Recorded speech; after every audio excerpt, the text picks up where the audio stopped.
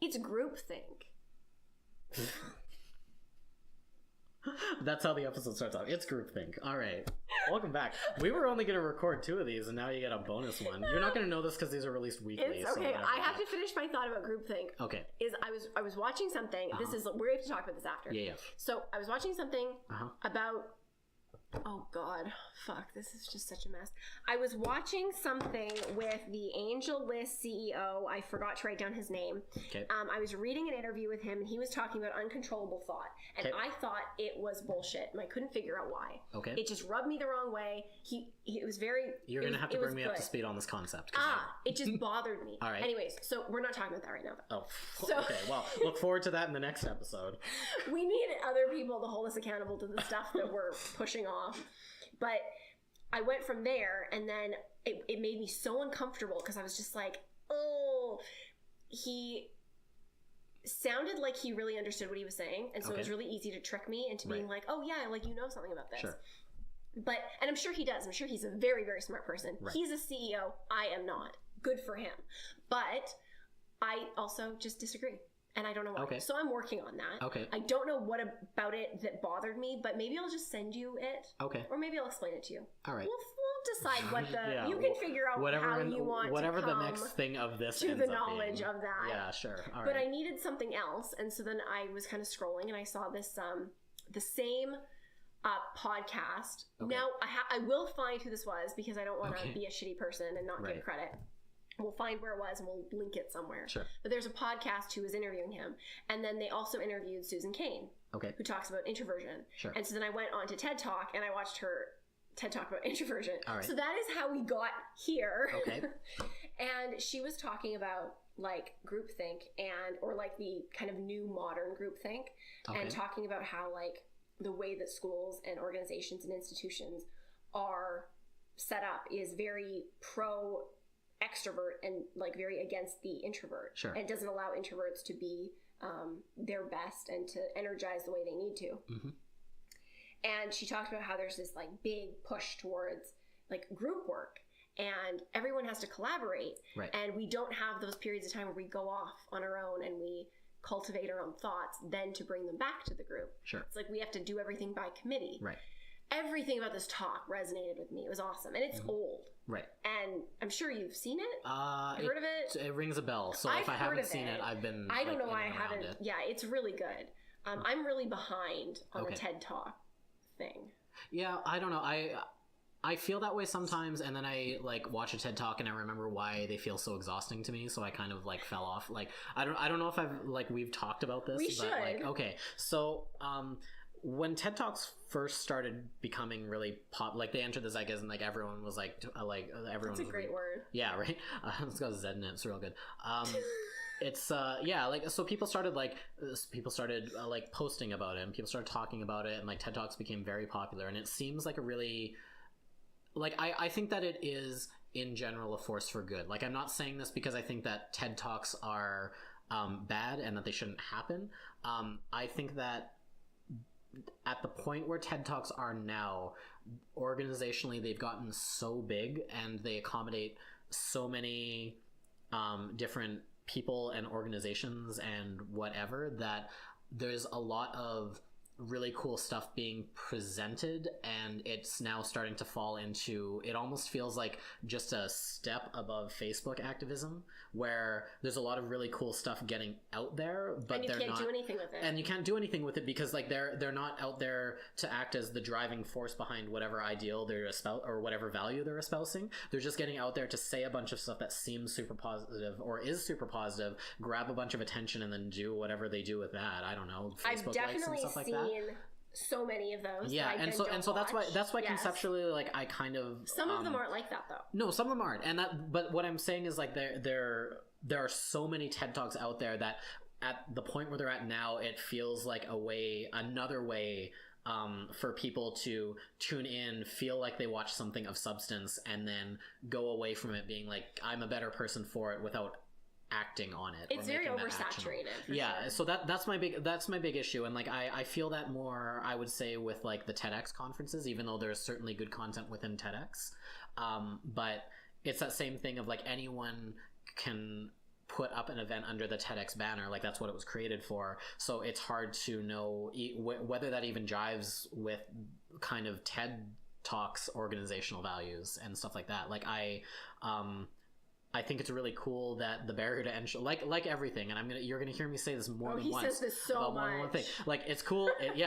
We'll put this on the t-shirt. We'll put this on my first t-shirt. Like, it's really cool that the barrier to entry has come down on stuff like that, because I think it's awesome that everyone has a platform, but it makes it really hard to then pull back and kind of curate on that content and say, like, well, yeah, like, I mean, yeah, it's cool that you were able to get up on that stage, but like, did you really contribute anything like of value while you were on that stage? I think it depends on who listens, and I think it depends on do we have enough content that is diverse enough that not everyone's going to watch everything, and so if the people who are watching those things are doing something with it, then that's great. And there's definitely like a debate to be had about whether like content has intrinsic value or whether it's like the value that people take away from it as well. That's a very interesting thing to talk about on a podcast. Yeah, when absolutely. Those are oversaturated. I mean, that's a fear that I have doing something like this, that I don't want to just be part of an endless sea of oversaturated mumbling. Yeah, absolutely. Like, but I also don't at all pretend like my voice is any more valid or relevant than anybody else's. Yeah. So where is the balance? Yeah. So and that's the thing. And I don't think that it's an absolute like everything. There's a lot of nuance to that idea. So I think that I think that the value kind of falls somewhere in between those two things. Like, I think that content intrinsically can have value, and I think that there's but also you can derive value but from also it. Yeah, in the same way that like I like a lot of shit movies, and I come by that honest. Like, I really liked Pacific Rim, and not a lot of people hold that opinion, rightly so. It's not a good movie, but I took away a lot of entertainment from it just because of like the way that I grew up and have thought and acted for the last But that's couple also of decades. a really good point. It's not just does it, like, are you ascribing value to it, but it's how you define value. Sure. And value doesn't always have to be some life-changing force.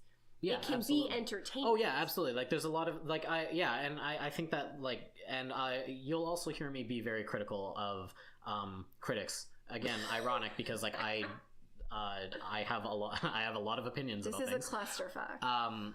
But I am very like, I am fairly vocal against critics for that reason. I think that like there's not there used to be, like, with Siskel and Ebert, it was a thumbs up, thumbs down, and there was kind of a universal scale on which everything was judged. And I think that people still tend to think that way about a lot of things, and which is why, like, when you look at it's just really hard to find reviews that are useful, because I think that you can watch or consume or view Everything's something subjective. Yeah, for a lot of different reasons. And the reason someone's reviewing it could be from a critical perspective, but you want to review from like a more entertainment. Yeah, like, exactly. The way like you're there's just a lot of different Yeah. metrics. So I think that there's like that's a really interesting conversation in and of itself. Is just kind of, I guess, the role of a critic and like what a critic is in 2017. But like, but everybody is both a content creator and a critic of content. Yeah, and that's exactly. like the fucking problem. Yeah, it's gotten real crazy lately. But it's great. Like, it's cool. It's cool. It's freedom of speech. It's awesome. It does get oversaturated, and I think it's just about realizing that maybe that's like not a bad thing, because everyone has a demographic, right? but also like knowing that there's also kind of like a bit more of a personal responsibility than I think a lot of people think about with their entertainment, which is like that sounds like there's a lot more gravity to it for like what TV shows you're watching and stuff like that. But like, I think that it is important to know the reasons why you look for certain things, I guess. I absolutely agree with that.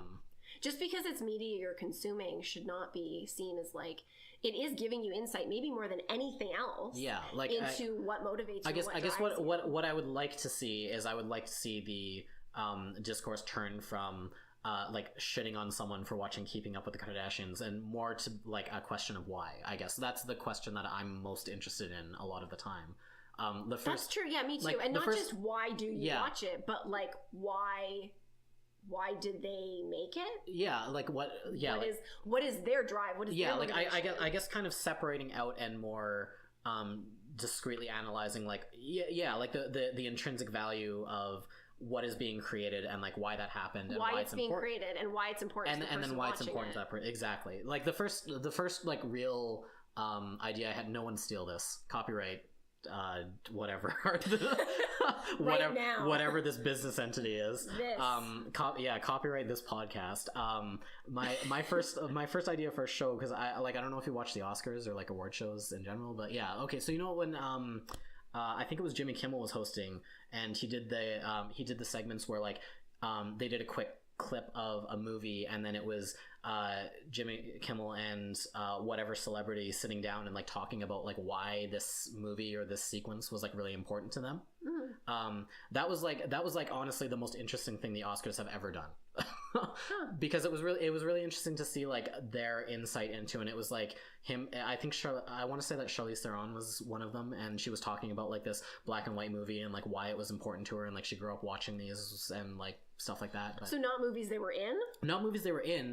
He asked them to like pick out like their favorite movie or like scene from a movie and then explain like why that was interesting. And it was only like a 45-second thing, but like I would watch an entire show about that if they did like an entire episode with like a celebrity. It's motivation, or like a person. And you could even broaden it out to like expand it into like a humans of wherever kind of thing, where you just like pull regular ass people in and just be like, hey, like what's your favorite like book, movie, TV show, whatever. I just want you to talk about it for like 20 minutes and like why it's important to you. Like I find that way more interesting than any critic's review of anything will ever be. I agree completely. The perspective, this is weird. When we just like agree with each other, we have like nothing to say. Yeah. So it just got really quiet. Yeah. So anyways, we'll clip that out, and I'm gonna send that to someone as a pitch. But like that is 1000% the show or something that I would make if I was given total creative freedom in a project. That's awesome. Yeah. Yeah. I don't know what that would be for me. I would help you with that though while I'm thinking of my thing. Yeah. I think that why that would be so fascinating for me personally to like listen to and or be a part of is you're letting people be the driving force behind the choices we make. Yeah. And if you agree with the idea that humans really do connect with each other, then, and some people don't. Like some people are like, I don't need to connect. I don't need to feel my feelings. I don't need to like look at my feelings. That exists, that mindset for sure. So that's why I preface it by saying, if you're a person who believes in human connection, then you don't get as much value from knowing what a review of something is. But if you know how it affected somebody else and that it had that power, that in itself can be a positive review. Yeah. Like that you're like, oh, that's enough. Maybe I should just give it a try on that merit alone. Yeah, a lot of the shows that I've watched recently haven't been the ones necessarily that people are like people collectively are talking about. Like I think that Walking Dead is a shit show. I'll say that now. It has not been good since the first season and arguably part of the second. I don't really watch it. That's honestly that's my opinion. I have some very strong feelings about the director of the show at that time in that season. I don't know if I've ever told you about my Frank Darabont feelings, but anyways, only the first season of The Walking Dead is, and it is like an amazing season of TV. Like I will hold that up as like really awesome, and based on that season alone, I understand why it became so big and it captured so much of the like public's collective imagination. I don't understand why someone would watch that show currently. I apologize to my family. I know that they are watching it and I know that they like it, and that's fine. I totally respect that you like that show. I just don't think it's a good show inherently. And that's my personal. You have very strong opinions about it. Well, it's mostly I feel strongly about Frank Darabont. Okay, so here's the story. Frank Darabont is the director, and he is best known for two things. He directed The Shawshank Redemption, generally regarded as one of the greatest films ever made. And then he kind of disappeared for a while and did a bunch of smaller projects and stuff. And then he, I don't know how he came across it, but he found a copy of The Walking Dead, decided it was really cool, and he put together a treatment and a pitch for the show, and pitched it to, I don't know how many people he pitched it to, but eventually AMC ended up picking it up. Okay. they make this show. It's an incredible season of TV. I think it is like a really awesome character-driven drama. Very well done, very well executed. He's a super talented director, and the show did well, obviously, because it's in its like millionth season. I've heard. When the second season comes around, Frank Darabont goes to the AMC executives. And by the way, this is all stuff that like I've heard on like this is all third-hand knowledge and like me reading like it wasn't the deposition, but it was like a bunch of court documents because eventually Frank Darabont actually ended up suing AMC. So this is like me half remembering one court document and then a bunch of like other people's editorials on this issue. So like take that for what you will. Do your own research if you want, because it is a really interesting story. But in the second season, while they're ramping up, he goes to the AMC execs and says like, hey, we just made like the most popular show. We should probably get like some more money because like I want to pay my people more, and also you want us to do more episodes in the season, so that costs money. And also we really need this tax credit back because they filmed in Atlanta to get a tax credit, so that would also help offset the cost of the show. And the execs came back and said, no, we're going to give you the same to less money to make more episodes, which means your people are getting paid less across this entire season of TV. We're going to keep that tax credit. That's not going to come back to you either. And also, we're just going to need you to soldier on and keep doing this under really shitty conditions. And you have a problem with the director and not the network? No, I have a problem with the network. I love the director. Okay. I love Frank Darabont. He's great. He also made... So the other thing he's notable for is he made the and this is a horror movie, out and out, called The Mist. It's one of the best horror movies ever made. I love it. Super recommended. Who's in it? It's a good question that I should know the answer to because I love it so much. But I don't, so I'm just going to pull up the cast list because I haven't thought about it in a while, even though I really should watch it. It's from 2007, and it stars Thomas Jane, Laurie Holden, and I think the biggest name at the time, and maybe still, is Marcia Gay Harden. Oh, it does actually have Andre Braugher in it. That's pretty funny. I definitely know about it. Yeah, no, it's a really cool movie. I like it a lot, despite not remembering anyone who's in it. I think it is one of the best horror movies of all time. And yeah, anyways, so he's really done only like great things in my mind. Of the stuff that I've watched of his. But yeah, so he kind of takes that, and he has some clashes with the studio, and eventually I think it was partway through the second season, but it was somewhere in or thereafter, they kick him off and move one of the editors, I think it was like editors or one of the other directors or some assistant directors anyways, into the showrunner position. So he's totally off the project. The other crazy thing about Frank Darabont that I really like is that he is one of those directors that tends to take cast and crew in that he's worked with previously, so it's a lot of his like friends and like buddies and stuff in the industry. So now they're locked into this show, getting less money for more work, while he's off the project, not really able to do anything or affect much change. And the show's quality like declines after that because yeah, they and like I think you can probably it's find like this a human as well. Resources issue. Yeah, because they and like they've sad. continually pulled money out of the project despite its success, and like the show has had a clear decline in quality of writing. Like I said, like I found the show like barely watchable after the second season, and I dropped off shortly thereafter. And then all of this stuff came out later because Frank Darabont ended up suing AMC for a bunch of like unpaid wages and stuff like that. And so the court document eventually became public, and everyone found out all of this like behind the scenes drama. So like I'm sure this is not necessarily like an uncommon story, especially with all of the other stuff coming out about Hollywood right now. But it was one of the most like public instances of this stuff because there was actually like a document with some real substance to it. And yeah, it's super sad. Anyways, The Walking Dead season 1 is great. Everything after that, kind of shit.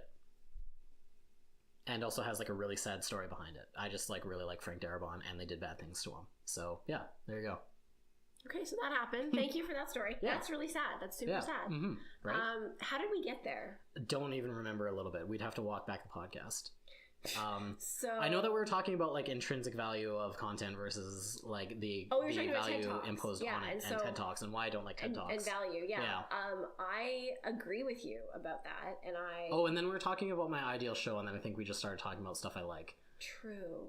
Yeah. Anyways, this all started because we were talking about Elon Musk. I think that I'm trying to get back to there because I had a TED Talk. I was watching the TED Talk, but then we were talking about TED Talks. Yeah. And you were talking about one. Okay, that you so watched, there are TED Talks that this maybe is why I'm behind on TED Talks. Yep. That's what I said to you, I think. Yep. I don't seek them out because anytime that I have, I end up feeling like you do, where I'm like, I can't do anything with this knowledge. Yeah, like, and then it just gets added, and then I just feel really overwhelmed because I feel like I have a social responsibility to do stuff with what I know. And that's why not working right now is very hard, because I'm like, what do I do with what I know? And enter podcasts. Yeah, there you go. So, and it's so we really need this to go wide. Like, this needs to go viral, guys. Because, like, I need a purpose. No, I'm just kidding. But I think that it's really interesting to do, like, something like this when we're talking about something like TED Talks, because they're obviously not anywhere near each other. We know this. But to do a podcast like what we're doing, which is very small, and, like, basically we're just doing it as a novelty for, like, 5 people that we know. I don't really feel like it matters. Like, it doesn't matter, but neither does then TED Talk. Yeah. Right? I agree. Is that not what we're talking about? That's why I don't like TED Talks. But then why does anybody do it? Like, if it doesn't matter, why are we doing it? Well, because I think that it falls into, like we said, it may not be something that, like, because, I mean, maybe not necessarily us, but, like, people who do stuff like this believe that there's intrinsic value to what they're doing. Like, I think we're doing this, like, we're having a laugh doing this. Like, this is kind of just like I mean, I find this very fun, and it's very... Yeah, totally. It's enriching and I think we're thinking about it in a way where, like, it doesn't necessarily have a lot of extrinsic value to the people who will eventually be listening to this, but, like, But then what, and then if we enjoy doing it, do we enjoy doing it because it's going to be, like, posted for sharing, or do we just enjoy doing it, and then we don't need to share it? Like, I guess my question is, if it doesn't matter... Right. Doesn't anything matter? Then why make it public? Right. Like, unless we are deluding ourselves to think that it actually matters and could affect anybody. I think it would be, like, if we... Well, I mean, I think that, like, you personally, because I don't care, I would have posted our first set of episodes because, like, YOLO, but right, no, and I'm there too. I'm not saying this isn't a discussion. No, but what I mean is, like the part of the driving force behind us even doing this again is because we had like, our group of friends say, like, I don't know, you should probably do this again, right? Like, they seem to be excited based on this dinner that I wasn't at because I'm a dick. And I might just be making this all up. Yeah, and for all I know, maybe this dinner didn't even have, like, this was all like, I've been like sock puppeted into believing that there is even a group of people. No, I really wish you'd been there, because it was really shocking, both then and, like, the concert that we went to and the dinner we went to. I just, like, our friends want us to do this. Right, yeah. And bless them, I love them. Sure. I think that there's definitely a huge part of it where they don't really understand what they're getting into. Whether they admit it or not, they just want us to do it because they know it makes us happy. Sure. Like, yeah. I mean, maybe this is all just a pat on the back. And so they're like, because we have such truly amazing friends, they're presenting in a way where they're like, we're so excited to listen. When are you going to post They're just jumping on the grenade for us. They're such good people. You guys are such good people. Yeah, but, and I know I'm trying to make this like an existential crisis, and it doesn't have to be. I know that. Sure.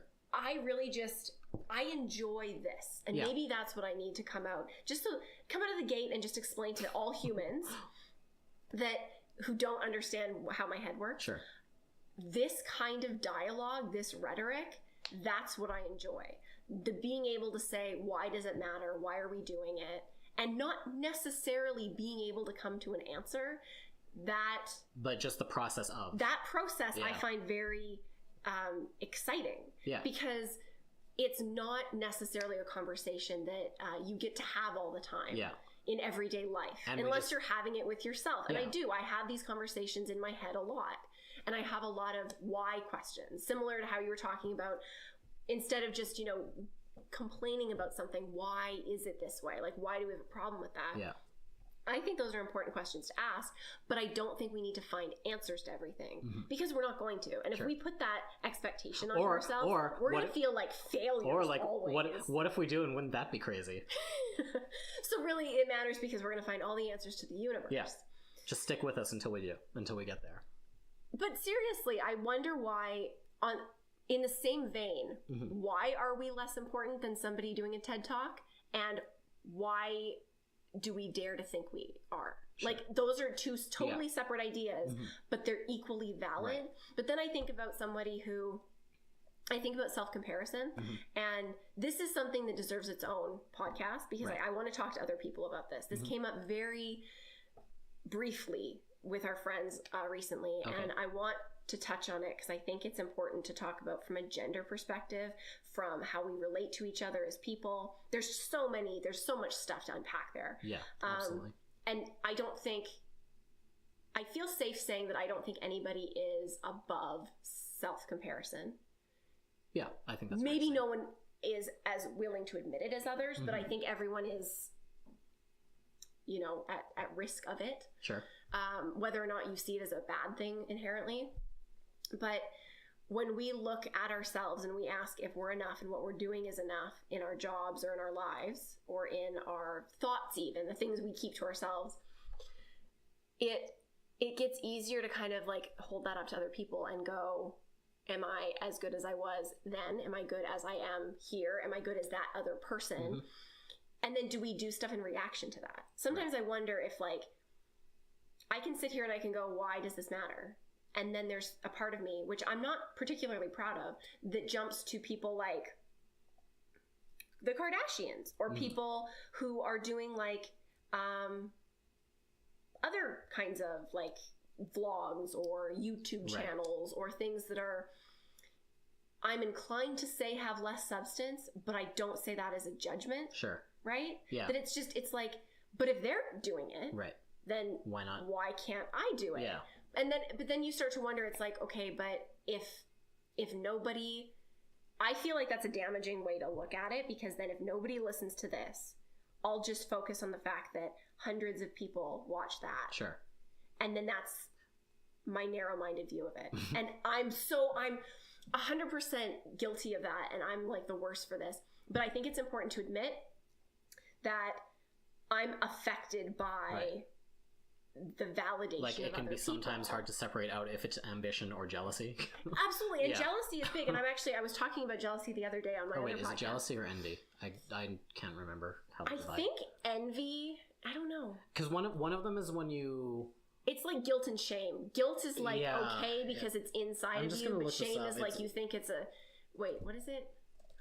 Wow, this is embarrassing. So like guilt would be, you feel guilty, but it's not associated to who you are or your identity. You feel shame if you associate something. Like, shame is I'm a bad person.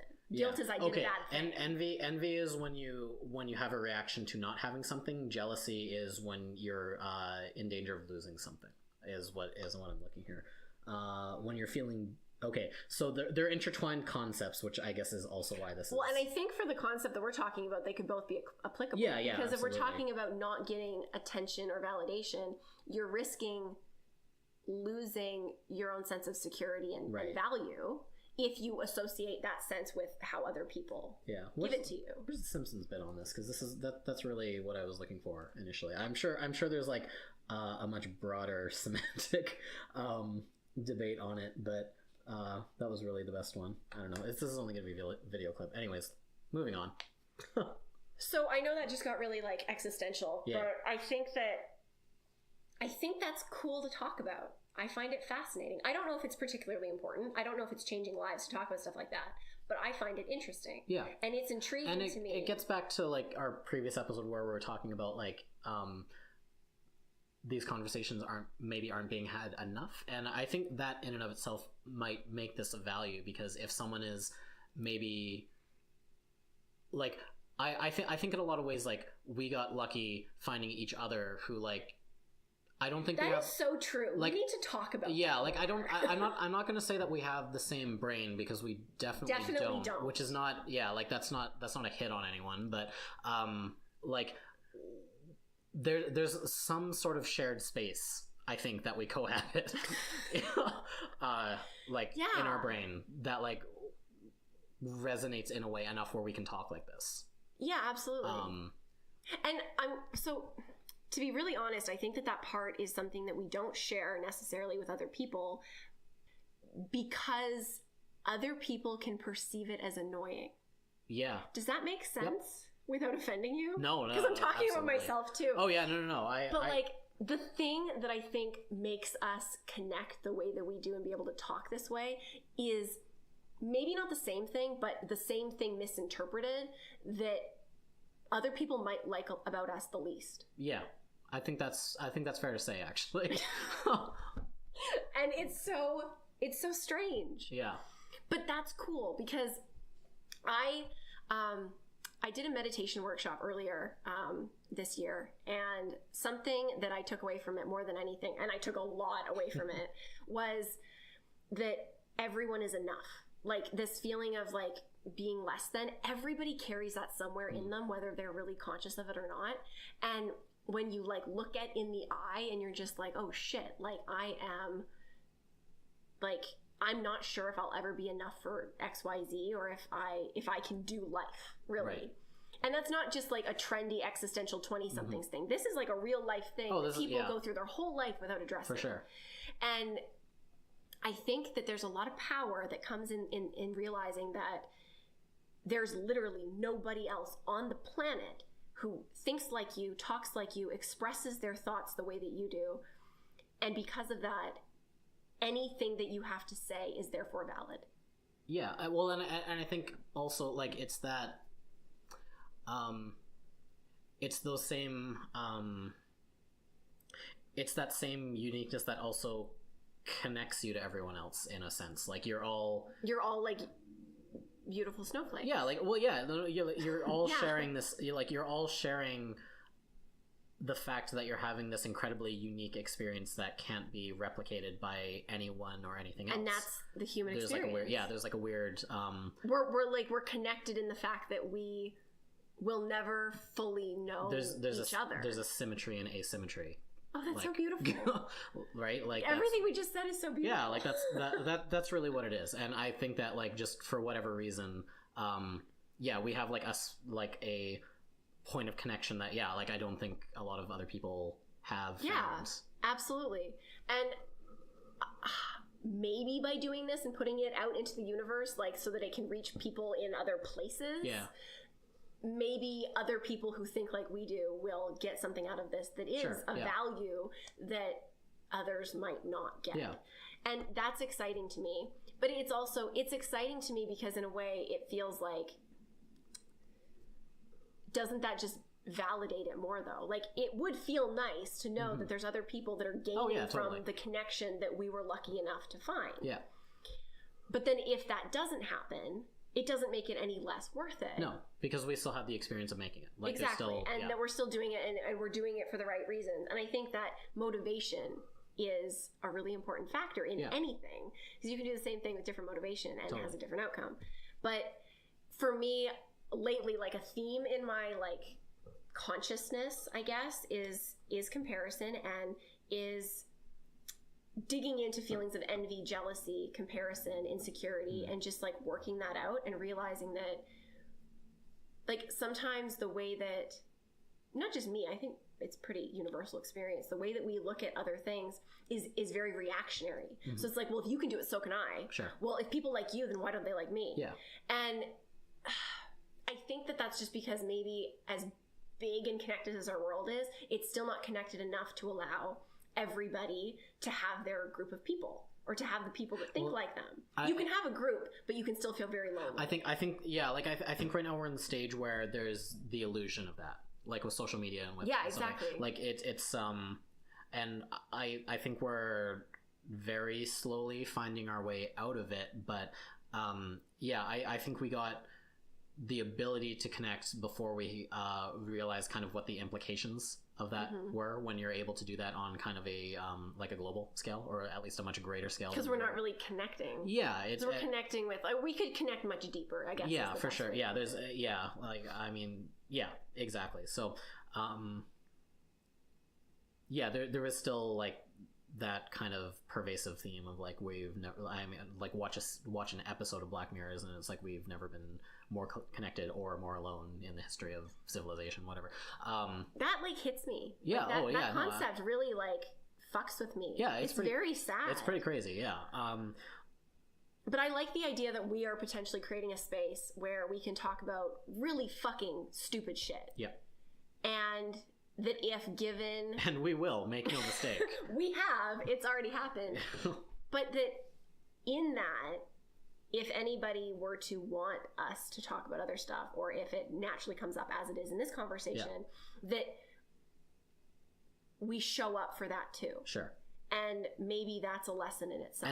And also, like, I guess, like, not just show up, but, like, kind of rise to it if necessary. Yeah, absolutely. Yeah. Because it's not always easy, and that's the point. Like, sometimes you don't just go, okay, like, I know this, and this is comfortable. You have to be able to, like you said, rise up to it. But then how, in your opinion, like, how do you conceptualize, like, feelings of, like, enoughness?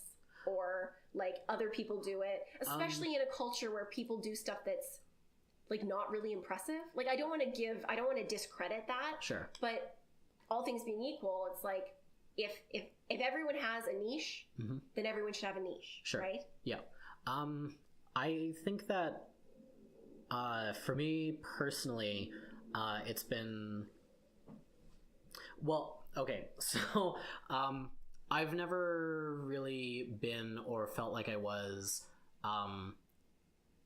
like part of like the group or like one of the like in people or whatever. I never have been, and I definitely never will be. Like I've made my peace with that, and it's not, and I don't even really view that as a bad thing. And it's also not to say that I'm like some sort of like exceptional figure in any way. It's just like, it is what it is. I don't.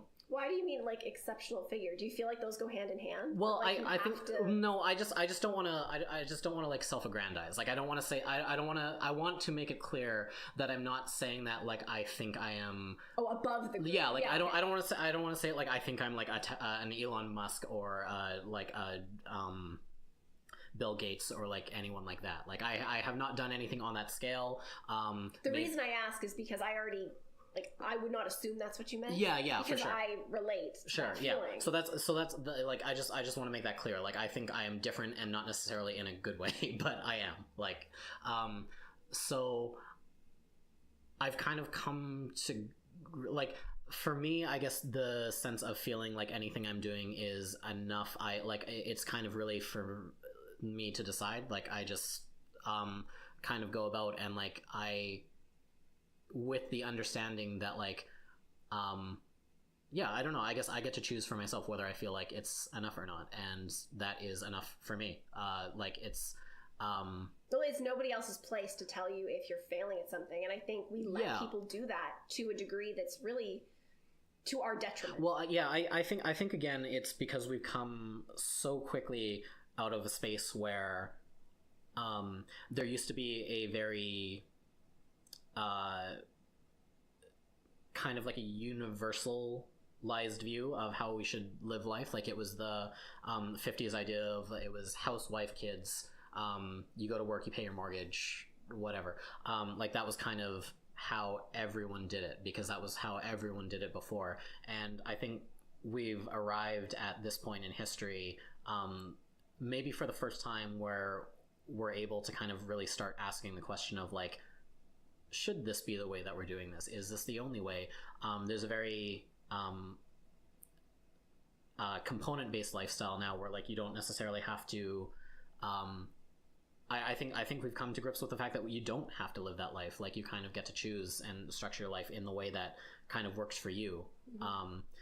And while that's really cool, it also comes with the responsibility of like having to really decide, because there's no rubric, like there's no metric that you can stack up against. You kind of have to like live your life the way you want to, make the changes as you deem them necessary, and decide that that's enough.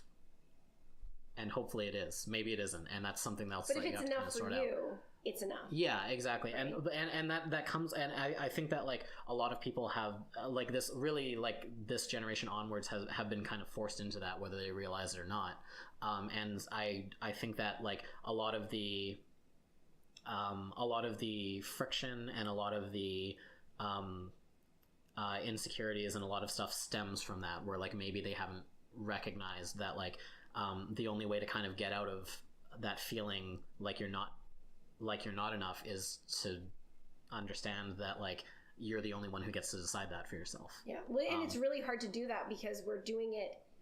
It's almost like we're so connected, and that comes in conjunction with having like this change in lifestyle that you talked about. For sure. But by nature of that, we assume that you have to find all the answers through that connection. Yeah. And where are we actually sitting alone with ourselves and just like figuring out what we want and what we're okay with and what our boundaries are. And then you can't act on those unless you're really like sure of them. For sure. Yeah. It's hard to back up your values. And that's a really, and that comes back to, like you're kind of,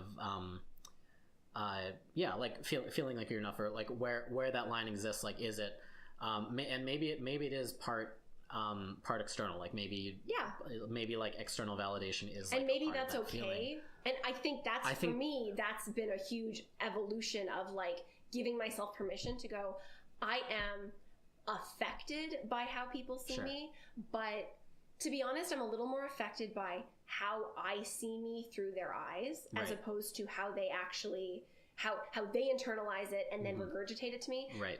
When I say I don't care what people think, that's what I mean. Right. I don't need them to see me and then to have it filter through them and then learn it from them. Sure. I'm more interested in how I am.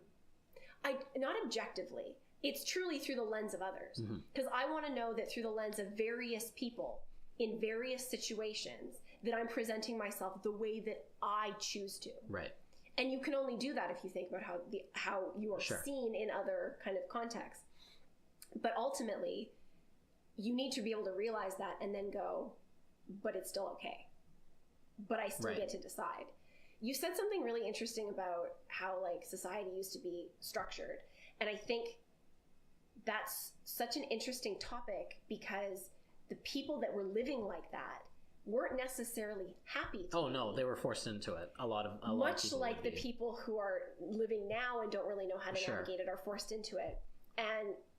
But I think, would we appreciate it more if we realized that some of those people who weren't so happy would have given anything to have as much choice as we do? I think so, because I think that like that's why it's become so confusing, or that's why it is so confusing currently, is that template or that rubric or whatever you want to call it was a lot more clear, and so it was very easy to rebel against it if you so chose, or if you felt that friction. You knew what it looked like, and then you knew what to do if you didn't. Yeah, like there was the stencil, right? It was the house. It was the 2-car garage. It was the white picket fence. It was playing varsity football, or like lettering in a sport at school, whatever. Like all of that stuff was very clear. Whereas now there's still that general sense of dissatisfaction with where things are, but like what that counterculture looks like. Is it because there's actually no base culture anymore? Like, is everything a counterculture? I think so. I think that like there's not really like there's still some of the big hitters, but I think that when I think back to when I was growing up, like I didn't grow up with that same image, like, and I grew up like solidly middle class, so I say this with a bit of privilege, but kudos for saying that. Yeah, and whatever. So like this is this is important for us to just basically disclaimer all the time. Yeah, like, for sure. The stuff like we say, we're saying it from a place of privilege. Yeah, like this is my lived experience. It will not be someone else's. If you find some parallels in it that are useful to you, then go nuts. But and leave a comment. Yeah, like in the sense that like my parents wanted me to grow up and do well, but they didn't necessarily have like a very strict stencil, which might surprise you, because the people who are listening know that I'm Asian, and like you'd think if I grew up in an Asian household, there was a lot of stuff that would be set in front of me, but that was not the case. So like I wasn't raised with the expectation that I needed to go to church. They like if I wanted religion and enough to seek it out, then they would be totally cool with wherever I ended up. They wanted me to do sports and stuff, but I think that was more of like a fitness thing necessarily than it was like being an athlete. And other than that, like I was kind of had my freedom to figure out like what I wanted to do, which like for better or for worse, I don't know. I've done a lot of different things, and some of them stayed with me. But either way, yeah, like it was like I didn't really have much to rebel against because I had kind of like a general support, but I was not like I'd never felt like I was really being like railroaded onto a certain path. And so when I went to school and like hung out with friends, like that definitely was the case for some of them. And so that was really interesting because you did get to see like what forms of rebellion that took. But yeah, it was never all the same thing. Like it was not like a greasers versus the jocks situation. It was not jets versus sharks. Like some people ended up going goth. Like some people went to punk or emo. Like some like I was a nerd anyways, but like I could see how someone might do that instead and like play Dungeons and Dragons instead of a sport or whatever. But yeah, it was just like even like when I was growing up, there were so many different avenues versus when it was just those like kind of archetypal types of rebellion. And I'm sure it was more nuanced than that because I didn't grow up in that time. But just like from looking back, it always seemed like there was kind of that one prevailing movement that was running against the current, rather than now you can really find your way to like kind of do whatever. That starts with having kind of an upbringing similar to what you said. Like when you don't have a rubric and when there's really nothing expected of you, what are you rebelling against? Yeah. And then it's not really rebelling; you're just kind of lost. Is that like like, everyone is just lost? Yeah, and because I think like despite the fact like I don't think anyone really acknowledged that was the case, but I think that at the same time people are still looking for that thing to latch onto. Yeah, and like it was. I mean, a few years ago, it was hipsterism, and like that's been kind of co-opted, and it's a meaningless word now. It doesn't really mean anything. But like there was that, like the driving force behind that was kind of a return to authenticity. Like I think there are like large movements that spring up that kind of capture a lot of people's imagination. I think when you start putting a word on it, bad things happen. Well, yeah, absolutely, and you've seen that with everything, especially now again because like it's all very decentralized. Like even within one large sweeping movement, there's a lot of groups that spring up because everything is not just so in the way that they want to practice or observe whatever. Yeah, it becomes hard. Like there's no one wants to be and no one can be this like central unifying figure across this because everything is now it's so there's so much nuance and context and layers to everything that like you'll never be able to approach that, which ironically also weakens your entire movement because now you have no guiding unifying set of principles. Right. Yeah. We're all just rebels. Yeah. So yeah, like rebels in your own way, and yeah, it's hard to kind of get together and like rally against like there's nothing to rally against, I guess is really what it is. It's this kind of giant faceless entity of stuff that definitely isn't working, but like everyone has a different approach to fix it. That's a good way to put it. Yeah. I don't know why this made me think of this, but we were talking, I think we got on this topic by thinking about like, I asked you about like being enough and how you perceive that. Yep. And that's a really good way to put it. I realize even as you were talking how much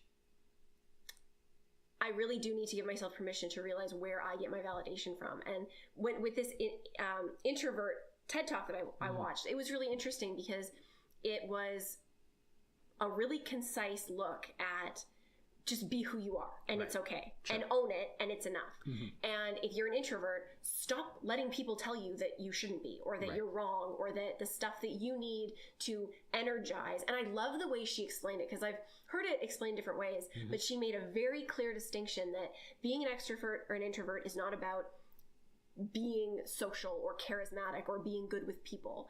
It's not even about being shy, that it's really just about, are you really truly energized being in that group or are you energized by yourself or in small groups? Sure. And like that's this I'm an introvert. This energizes me. There's one human in the room and that's like enough for me. Sure. One other human. We're both human as far as I know.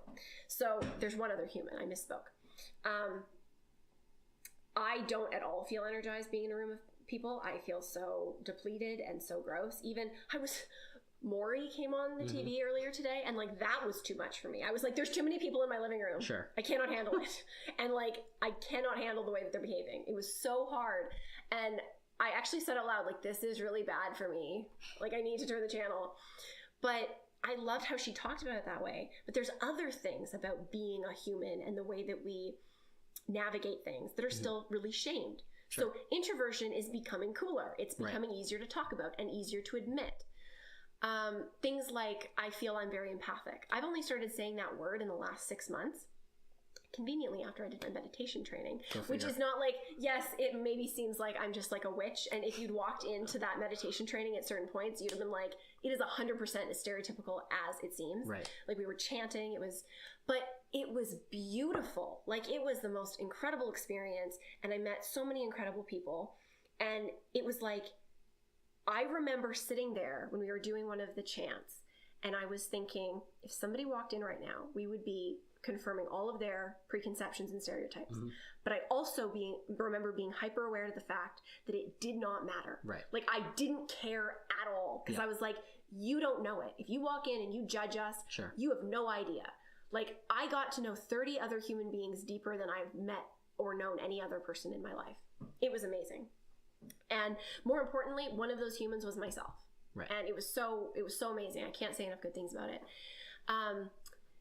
And one of the things that came out of that, because there was like so many, and I've already, I think, talked about this before. So one of the other things that came out of it was that feeling of like, we were so hard on ourselves about the things that are hard to talk about, like the things that are hard to admit. Like, okay, so I'm an introvert because that's okay. Mm-hmm. Like we've reached a point in our like the vocabulary exists where I can say it and somebody knows what I mean, and then they can be like, oh, I know what to do with that, and that's okay. But being an empath, no, you say that to some people and they're like, so are you a witch? Yeah, like where do you keep your crystals? Like are you psychic? Or like what am I thinking? Sure. Like, you know, it's just like no. Yeah. Like I'm not from X-Men. Yeah. But I remember being with that group of people, and it just came so authentically when we were just like talking, and I was like, yeah, I'm very empathic. And nobody flinched. Right. And not only did nobody flinch, nobody said things that were negating. Nobody said things like, oh yeah, but I mean like, I guess like, everybody does that. Like everybody knows what a room feels like when they enter it. Oh yeah, like I do that too. You know, that negating, like, yeah, that's your experience, like, but so it's mine too. Yeah, you kind of brushed off. And right. Like, yeah.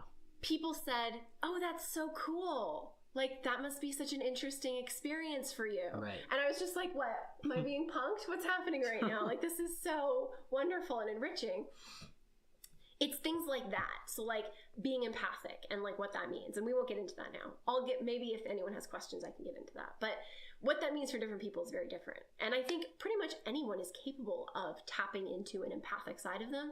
And people that maybe react to it more or identify by it are the people that are just more in tune with that ability. I don't think that it's something, yes, some people will say that you either are or you aren't, but like most things, it's probably on a scale. I think it's on a spectrum. I think it's on a continuum, but I'm not trying to diminish my experience with it, because I'm very proud of my empathic tendencies, and I'm very proud of that. And more than anything, I'm super proud that I have a word for it now, because growing up as a kid or being younger and just being like this ball of emotions and not knowing what the fuck was wrong with me, that is a very lonely experience. And then to realize that like, actually nothing's wrong with me. It's just everyone has feelings and I like feel them too. It's really, really cool to be able to at least know that. And then to just go, I'm going to go sit in this room alone by myself and feel at peace and know what I need to do that. So another thing to that is I really wonder, and this is just kind of like, I'm saying this as it comes through my mind, if much like I realized that kind of empathy feeling and empathic thing and introversion is the way that we're validated mixed in with that. Like, are we too judgmental of people who recognize and accept the fact that they are validated externally? Because everyone's validated externally to some degree. Yeah, oh, for sure. Like no one really exists in a vacuum. But do you not feel like there's a pressure to kind of be like, no, I am above that?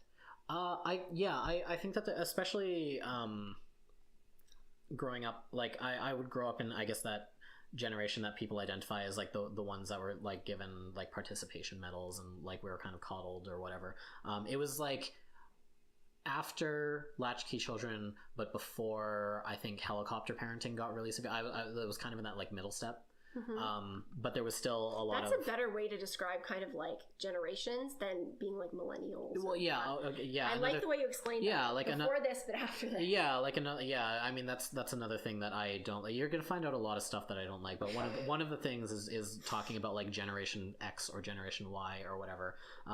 Or like millennials are the worst, actually. Like I wish that word never existed. I think it's well on its way, like hipsters, to becoming a meaningless nonsense word that doesn't actually indicate anything. Yeah, like it kind of. Anyways, yeah, all the generational stuff is stupid. It's marketing stuff. You shouldn't care about that unless you're in marketing. That's only when it's a useful term. Or those are useful terms. But yeah, anyways, that was the part that I grew up in, is like it wasn't before stuff got overbearing. Like I never saw any of my friends or peers' parents hand in a resume for them, for example, or like try and be in the room while they interviewed for a job. But also like most people got like picked up by their parents, and like they got taken to whatever. So like they were engaged. Yeah. So overly yeah, and like the prevailing narrative that but again, I remember. That's privilege. Like just again, like, I feel like it's necessary to say that we're speaking from a place. Yeah, of privilege. like I grew up in a suburb. Like it is what it is. But the prevailing narrative and kind of thing that I remember people really trying to impart on children, and this was reflected in the stuff that we read, the stuff that we watched, kind of what the general sentiment was on parenting at the time, was very much a like, you've got to be yourself, don't listen to what anyone else says, like you're a special snowflake, like you've got to find yourself, and that's all you need. And so it was very independent of kind of external like criticism, validation, whatever you want to call it, and stuff like that. So I would say, yeah, I think that there's a fair amount of people out there who are raised with the belief that they need to kind of like disregard external factors, and possibly to a fault. And I think it's a balance, because it can be damaging both ways. Like if you only ever care what other people think and not yourself, but then we don't maybe talk about the alternative to that, where you only, like if you exist in a vacuum and you only and I base anything on yourself. And I think that's like just now starting to cut the other way, where like we're starting to kind of say like, no, I mean like, yes, you need to be your own person, but like also you live in a society, and exactly. Like there's some obligations that come along with that, so you kind of need to like... And it's also a little bit, I think, naive to assume that we're going to live in a society with other people and not be influenced by their opinions. And this is not giving free rein for judgment. Like I think that's different. But it should be a factor. Yeah, and you just, or at least for yourself, when you're trying to make your own opinions about stuff, consider the fact that you are influenced by this, and that's okay, and that's not just another thing to feel shame over. It's not like another thing you have to overcome before you can accept yourself, or at least like acknowledge that is one of the like there will be social repercussions whether you are considering them or not, I guess. Right, exactly. Really and if you're going to accept yourself, just like do that. Like it's hard enough to be an individual, unique person who like knows yourself for good and bad, and then is okay with it. Let's stop making it harder on ourselves. Sure. Really. Yeah. Like it's hard enough as it is, and we make it really hard on each other too. Being, putting that pressure on, like, do other people like care what they think or this and that? And I think I'm focusing on that just because it's an easy example. But when somebody says, "Oh, just like what they think doesn't matter," it's like, well, does that diminish the experience a little? Because it's like, well, it might not matter. Like I agree with you, it doesn't matter, but it's still there in like my self concept. But like. And it's still happening. Yeah, like it can still exert some downward pressure. Like you can't see gravity, but it still holds you to the planet. It's still and, like, there. Occasionally becomes crushing. And then sometimes you do have to consider it. And maybe it's just as simple as filtering it through yourself and then just like, okay, I did that, I considered it, it's done. But if we just look at everything and we just pretend it's not happening, is that really going to get us anywhere? No. So. Like, yeah, it's very, you have, like, it's a very... It should hopefully be a very holistic process. It should be.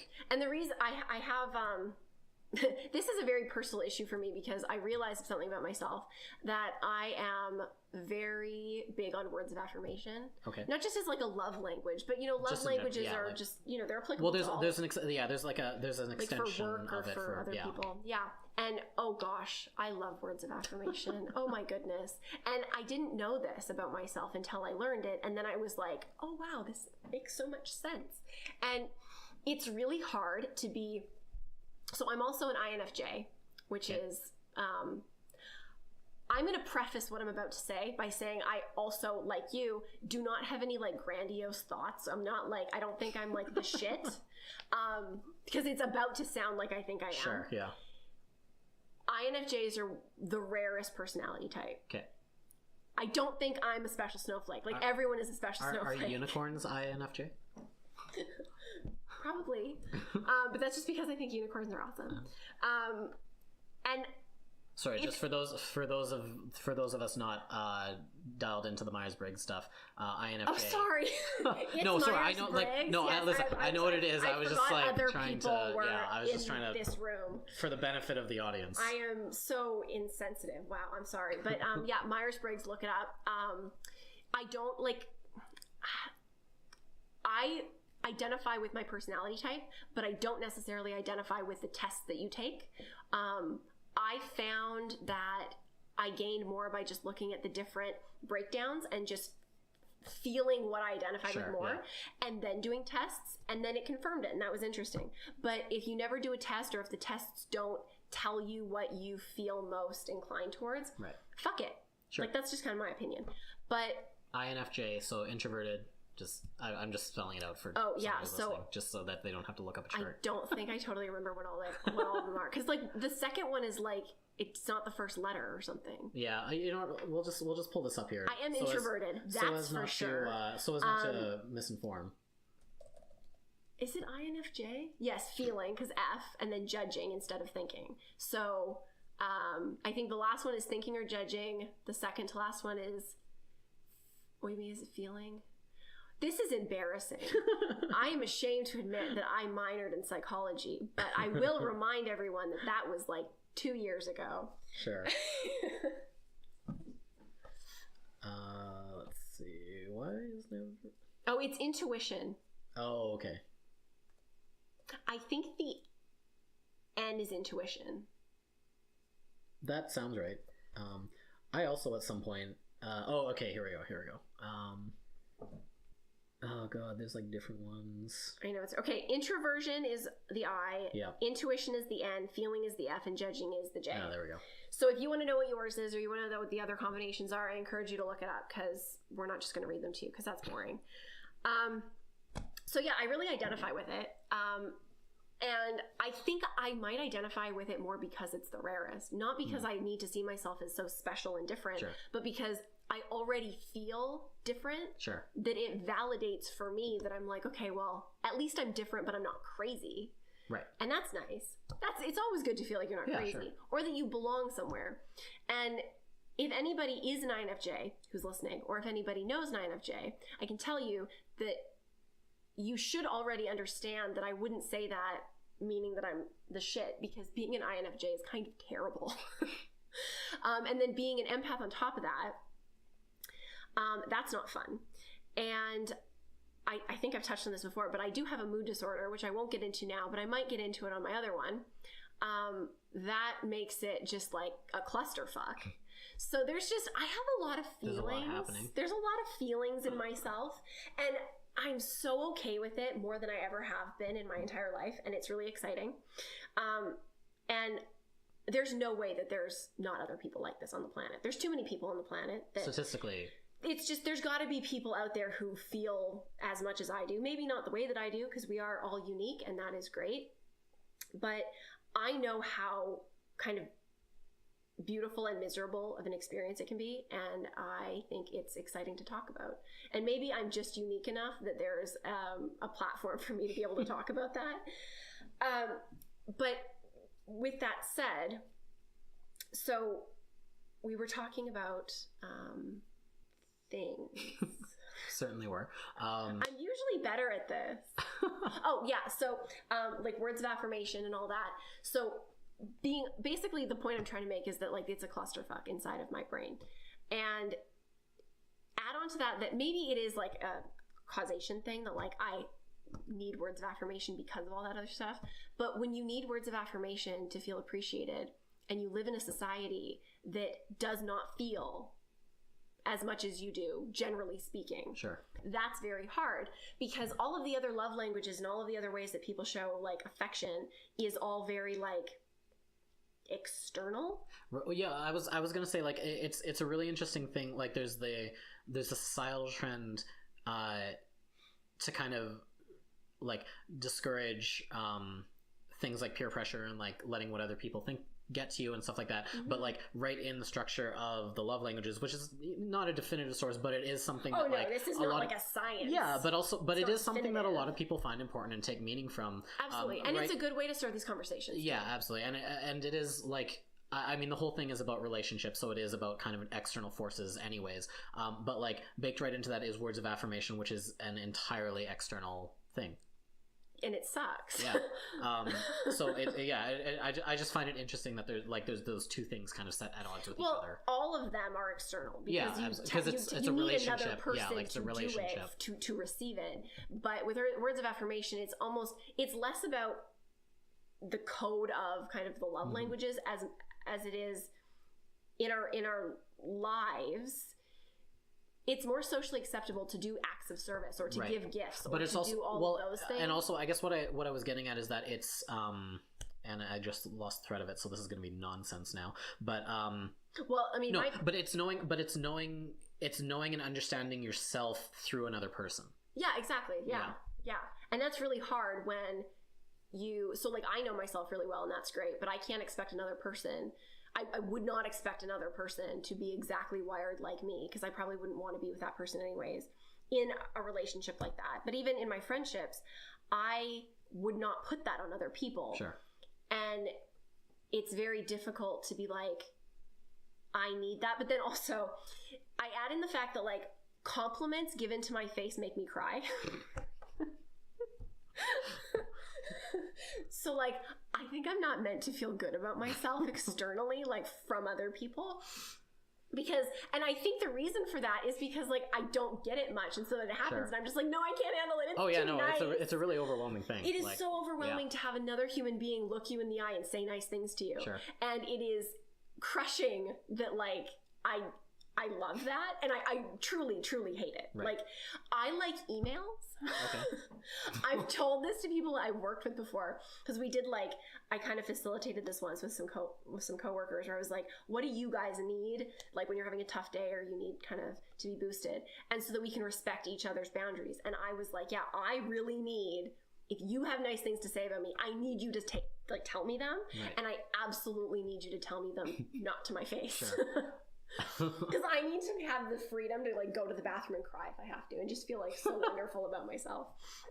And yeah, it's like, it's almost like if you need that kind of external validation in the form of words, it's actually the form of emotions, because you're asking somebody to dig into how they feel about you and express it. Right. And those are two very separate things that people suck at. Sure. Yep.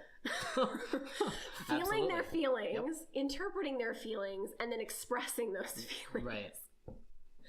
So, I mean, that's the hand I've been dealt, and that's fine. But it's just really interesting to me as a result of that, because it's something that's very personal. I'm fascinated by it, because I'm kind of at the mercy of other people's lack of emoting. Sure. And so then I'm the one that's like, let's emote more. And then I end up getting into conversations and arguments with people that are like, I don't have to. And I wonder about that. Do you think that everybody should know themselves? Do you think that everyone should be in tune with their emotions and their motivations? Or do you think that there's just some emotional people and then there's some that aren't? I think I don't that was a heavy question. Yeah, it's true. I recognize that. All right. Yeah, I'm just gonna leave some dead air here for a second. I mean, I've been talking nonstop, so it's your turn. Yeah, I think that I think that there are certainly more emotional people and less emotional people. Like, I think that I think that there are people that will give more weight to kind of their feelings, rightly or wrongly, than others. I would like, just thinking about it now, I would say like I probably fall to the less side. But you have even admitted, not in this podcast, in this day, at some point, yeah, that there is like that element of like you're in tune with yourself. Yeah, like I think like not about expressing emotions, but being emotional, even if it's just internal. But like knowing, yeah, like knowing they like they're there, I guess is what I'm saying. That's good. I'm pretty sure. Yeah, so I think that like it is important for everyone to know themselves, or I guess to recognize like to what degree like those feelings exist in you, like, and I think that like you said, like in general people are pretty bad at, like, if not acknowledging them, then certainly in expressing them, and also in being able to recognize those same things in others. Like I think that those signs can be very subtle, and it's hard to like I just don't, because I've been pretty much off the mark I think every time I've tried. So like yeah, so it's something that like I could certainly do better in, but it's something that I also don't get a lot of feedback in anyway. Like it's a hard thing to kind of train. Well, it's a feedback loop too, because I don't necessarily blame any of the people who are like less inclined to do it, because maybe they've had bad experiences with it, right? Yeah. Or that they just, emoting is not something they're good at. I think that I'm kind of a proponent that like everyone can benefit from like talk therapy, and with the right person. Like I really have to preface that, because I've seen therapists that are like not helpful for me because they just don't jive with who I am. So I wouldn't say that like anyone should just go see a therapist and just like fix yourself. That's not what I'm saying. But I do think that there is value for pretty much every single human if like resources and money and all of that, you know, life shit was no object, that everyone could benefit like emotionally from talk therapy. And I have been, when I talk to people who disagree with this, I have to just sit with that and be like, okay, well, like, does my opinion, is what I'm trying to say, like, still valid? Right. And I believe it is, because the people that are super resistant to it, unfortunately, probably need it the most. Probably could benefit from it. And this is different than somebody who says, like, it wasn't right for me, or it was the wrong person, or that kind of thing. I'm really understanding of that.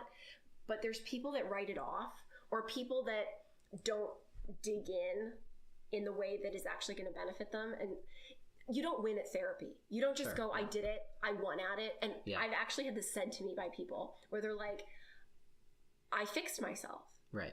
And it's like, from where I stand in my life and everything I know about the world, that's fucking impossible. Like, you don't, if you go to therapy to fix yourself, you're going to therapy for the wrong reason. Well, like, even look at what, like, if you look at the metaphor of fixing something, you're probably looking at it like an engine, or like a refrigerator or a computer or something like that. Like, those things eventually break down again. Like, a fix doesn't mean that it's good forever. Right. It means it's fixed until the next time it needs to be fixed. And like, a fix inherently means that something's broken, and that's not always the case. Sometimes something is not broken and you're just maintenance, right? You're just working on it. And if you don't see therapy as something that you can use as a maintenance thing, in much the same way that you like get your teeth cleaned, or you like, it's I kind of put it there because it's easier for people to digest that kind of analogy, as opposed to you're broken, you need to be fixed. Because you're right, when you're fixed, what happens if something else breaks you? And that's possible for anybody. Like, we're all very fragile. I mean, we're all very strong too, and I guess, like, to further belabor the metaphor, there's different ways of fixing something. So just like there are different ways of therapy, and there are different therapists. Like, some parts are broken and need to be replaced.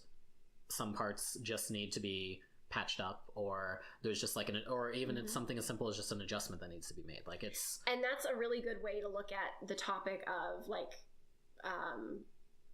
prescription drugs or pharmaceuticals or like things that you would take to help with mental illness. If we're talking about like mental therapy and that side of it, I think that if somebody's getting the help that they need and has the support that they need, and they choose not to do that, they should not be judged. And if they choose they need it, they should not be judged. Sure. Because they're figuring out what works for them in whatever that looks like.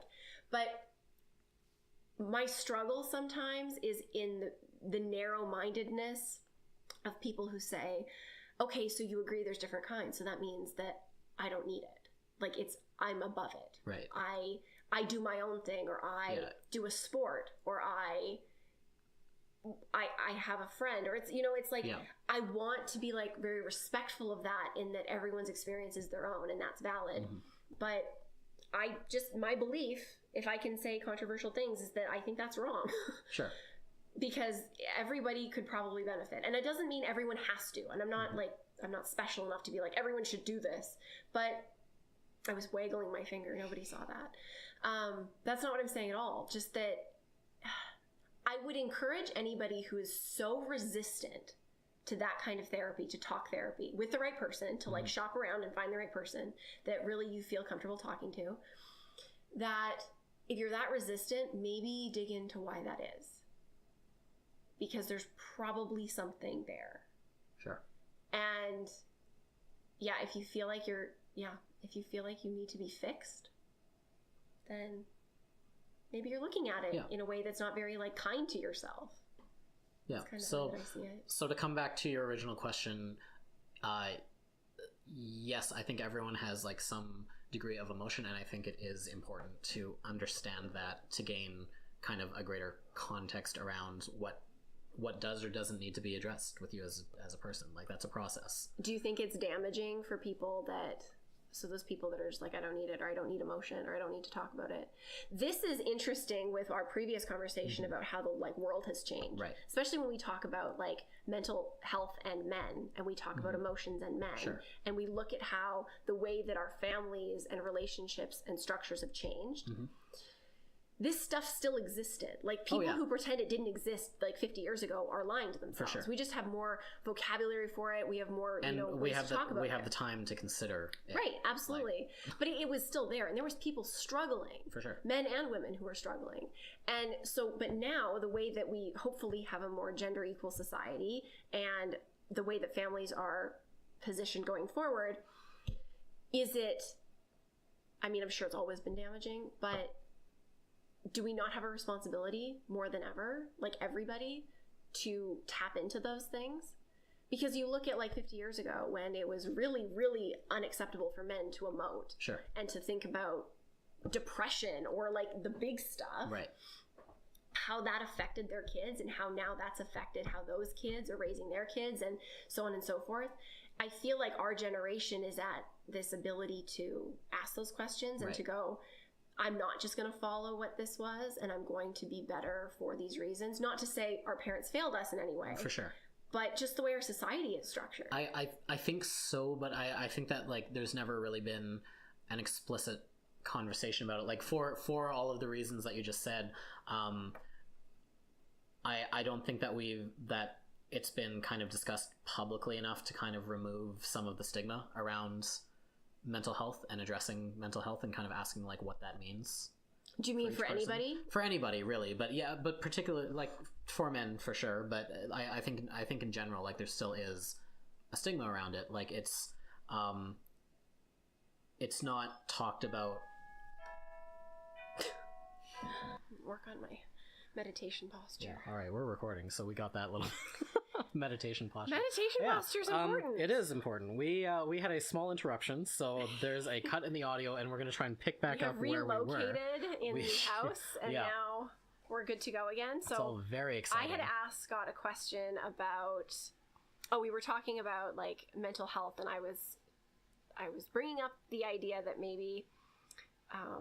The way that we perceive mental health, do we have a responsibility, especially as we influence the next generation, as people grow and this generation grows and evolves, do we actually owe it to each other as people to tap into that? And maybe in a sense that we wouldn't have done it for ourselves, should we do it for our society and for our futures? I think that it would be in our best interest, and I know that I've seen stuff trying to start that dialogue, or maybe elevate or emphasize that dialogue, but I feel like I still don't see like widespread change on that front. You mentioned there's still quite a like stigma. I still, from your perspective, you really don't think we're making any headway on so the mental I think that we are stigma? making headway, and I think this probably falls into like a lot of things. It's really hard to get a sense of progress on an issue when you're living in it. Like it's much easier to look back and take it as a retrospective. So I think that there's definitely more conversation around it. I guess it's I guess right now it's just not as, it hasn't grown quickly enough to feel a sense of progress, even though I know it's there, if that makes sense. What progress would you want to see? I guess it's just kind of more, and this goes back to, I guess, our previous point, even just having kind of more conversation about having thoughts and feelings and stuff like that. Like I guess it should be part and parcel with that, where there's kind of more a more active discussion. And full disclosure, like I've never been to a therapist. I don't know if anyone in my family is or has or anything like that. So maybe this is like a very individual experience, and I could just be drastically misinformed, but yeah, we all could. Yeah, absolutely. It's just I guess that's what it is, like for like my or for all of the ways that like I interact with society, which is not a lot. Like I'm self-employed, and so I really only talk to like clients and friends, so I don't get like a very kind of wide range of experience on the subject. Mm-hmm. So I'm working with very small sample data. So is your impression of the stigma like from like a social media and or media perspective, like campaigns that companies run and that, like I can't say that I really know that it makes a difference. I don't know if I believe it makes a difference, but is that what you're speaking to? Yeah, I guess like in terms of, well, yeah, like when I say kind of like public discourse, yeah, it would be kind of just like social media and kind of anything that comes across like my sphere, essentially. Does anything about like mental health or mental illness kind of come on your like social media radar? Not a ton, or at least I don't see, like I wouldn't say that I see discussion on it. And again, it's very small sample data. Like it's like the few, like it's my Facebook friends and then like a couple of other social media outlets and stuff like that. Mm-hmm. So I would say like it's hard to know, because it's one of those, like, just because it's not being said there doesn't mean it's not there, but then also like there's no, it's not measurable, right? So that said, like I know that there are campaigns. I know that there are people out there doing a lot of work and a lot of important work. So it could very easily just be a visibility thing. It could be I'm not looking in the right places. It's very much like my individual opinion, and it is like not. It is barely informed. So take that for what you will. I think that's fair. I agree. I think that for me, I obviously hope that there is not much of a stigma. I feel that there is. And I do know that there's organizations, like you said, doing good work and making an effort. I worry, though, that it's not making much of a difference if you compare it, like not in itself, but if you look at other movements, like gender identity is really widespread and talked about right now, which I think is really important and awesome. And if we use that as an example, you can now see it's reflected in, say, politics. You see stories, or at least I do, on like my social media feeds or in the news even, about how they're talking about people with fluid gender identities being elected into government in the US and in Canada. And that's really exciting thing. And we talk about pride, and we talk about the way that we want our society to be organized. And I would like to believe that we're becoming more open-minded on that front. And when you're talking about measuring it, I like to see that these people are being elected, because that is more measurable than just talking about it, sure. Right? Having bills passed, or having, when we're talking about like the bathroom bill, talking about that stuff, it's tangible, and the discussions around it are based on law or election or civic responsibility, which tells you that if it's not a change now, it's closer to being a change. It's something being actioned on. Right, there's an action item. Yeah. But I now that I think about it and really put thought into it, we're not really seeing that with mental health, are we? Yeah, and it's like I like both important issues, and it's hard. And I'm not putting them up beside each other, obviously. And that's not it's what more just about action. Yeah, it's and that wasn't what I was getting at. It was more. I should have said that.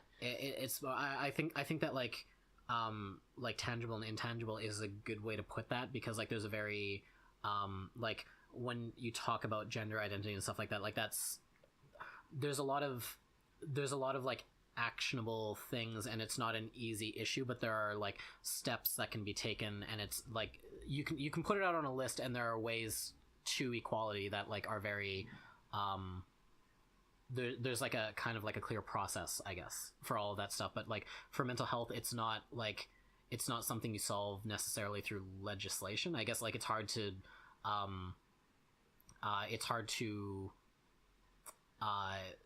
think of like what that solution would look like in terms of like an actionable the other thing that's hard is like, even if you could solve it through legislation, it's one of those things that's really difficult to uphold, because it's so personal, and it would involve people. Let's say there was legislation. I mean, technically there is, like in the workplace, you can't be discriminated against based on that. But it's still, if you are now facing that challenge, and then also having to stand up against this institution. Are you really going to be in the best position to fight for those rights? There's an agency component to it too, like even beyond whether whether you can act, it's if you will, right? As opposed to like with gender identity, like that's like you. Like, if you will act kind of thing is, are you given a safe space to do that? And that comes back to stigma. It's like, it's a vicious cycle that kind of just comes in on itself. And I think you hit the nail on the head. One of the biggest problems that we face as a society with this issue is that you can't see it. And then you have people that, unfortunately, argue that it's not real. Sure. And that does a huge disservice to everybody, whether they suffer from it or not. And when I talk about like, it's not like mental illness and you're ill and you're broken and then everyone else is fine. I think that like it's mental health and mental wellness. And if you, I guess, combine them, it's mental wealth. Sure. That's a term that I've coined. Mm-hmm. As you accumulate your mental wealth. As you save for retirement. Your mental wealth.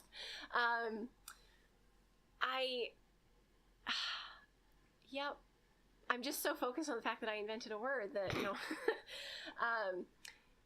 I think that it's okay for everybody to focus on it and everybody to talk about it. Sure. And that ideally we should all just be able to talk about that as a topic, whether or not it pertains to us, and then recognize that in any setting, we could be talking about it to somebody who actually has a personal experience with it and be sensitive to that. Right. Instead of just, like, we can't act like it's something we only talk to with people that it's relevant, air quotes, to, because I believe it's relevant to everybody, because whether or not it directly personally affects you in your life, it might affect somebody that you care about or somebody that you interact with, or even the people that you work with or manage or whatever it might be.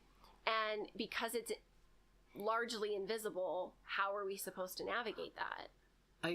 I think maybe, and now that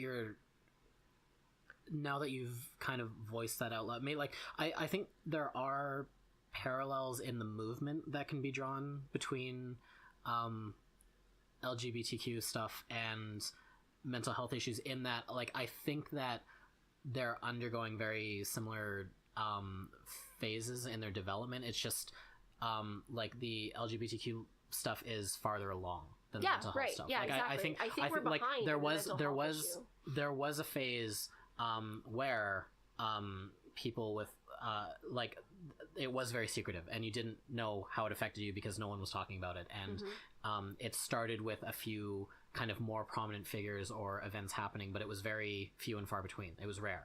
And now it's much more commonplace. Like it's in kind of the cultural dialogue. Like it's very prevalent. And so I guess that's where we like mental health is just farther back on that scale. Like I think that we will probably get there, and like we've talked about, like there are some very different obstacles that the mental wealth movement faces. But I think it'll be that same thing as like as more people, like it doesn't have that critical mass of people and voices pushing it forward, but like as more people come out, and we've seen that, like we've seen some, like there are some celebrities, there are some sports like athletes and stuff. I have such a problem with celebrities who talk about mental illness. Sure. Which is such a horrible way to introduce what I'm about to say, but that's my gut instinct is to say it. And I really appreciate the way that you've come at some of these topics, not even these serious ones, but other ones, where you're just like, take it or leave it. I judge this. Like, and I'm trying to take a cue from you, because normally I would maybe tiptoe around it, and I would just say, well, like, oh, not to make these people, like, no, actually, in this case, I really have problems with celebrities who talk about mental illness. I really do. And here is why. Because, and this is not all celebrities, but most of the celebrities who talk about it, and most of the ones who get all of this applause and attention for doing so, are not checking their privilege. Sure. They're not looking at the fact that them, like, yeah, okay, so this is so hard to say. I understand that any public figure is technically risking their livelihood or their reputation by saying it. I get that. But it's also 2017, and I really don't think that they are, as much as they would like us to believe they are. And they're definitely not risking it as much as any other person would be. I think with that though, like I would say, there's definitely less risk to them, but I think they are opinion makers, and so I think it's still important that an they talk about step. it. Okay, so maybe I should have said I have a problem with them not recognizing their privilege in when they talk about it, because I think if somebody has the wherewithal and the insight to talk about mental wealth on a public platform, they should also have the knowledge that they are coming from a very privileged place, and that if they're going to make a dent in this discussion, it needs to be brought to all people, and it needs to be recognized by all people that hey, I'm famous person XYZ and I suffer from this, but your neighbor might too, and this person might too, and the reason I'm talking about it is because it's a lot easier to do that for me than it is for those people. Right. And by doing it in that way, I think that it could open up the conversation better for those lay people to just kind of, be more upfront about it. Okay.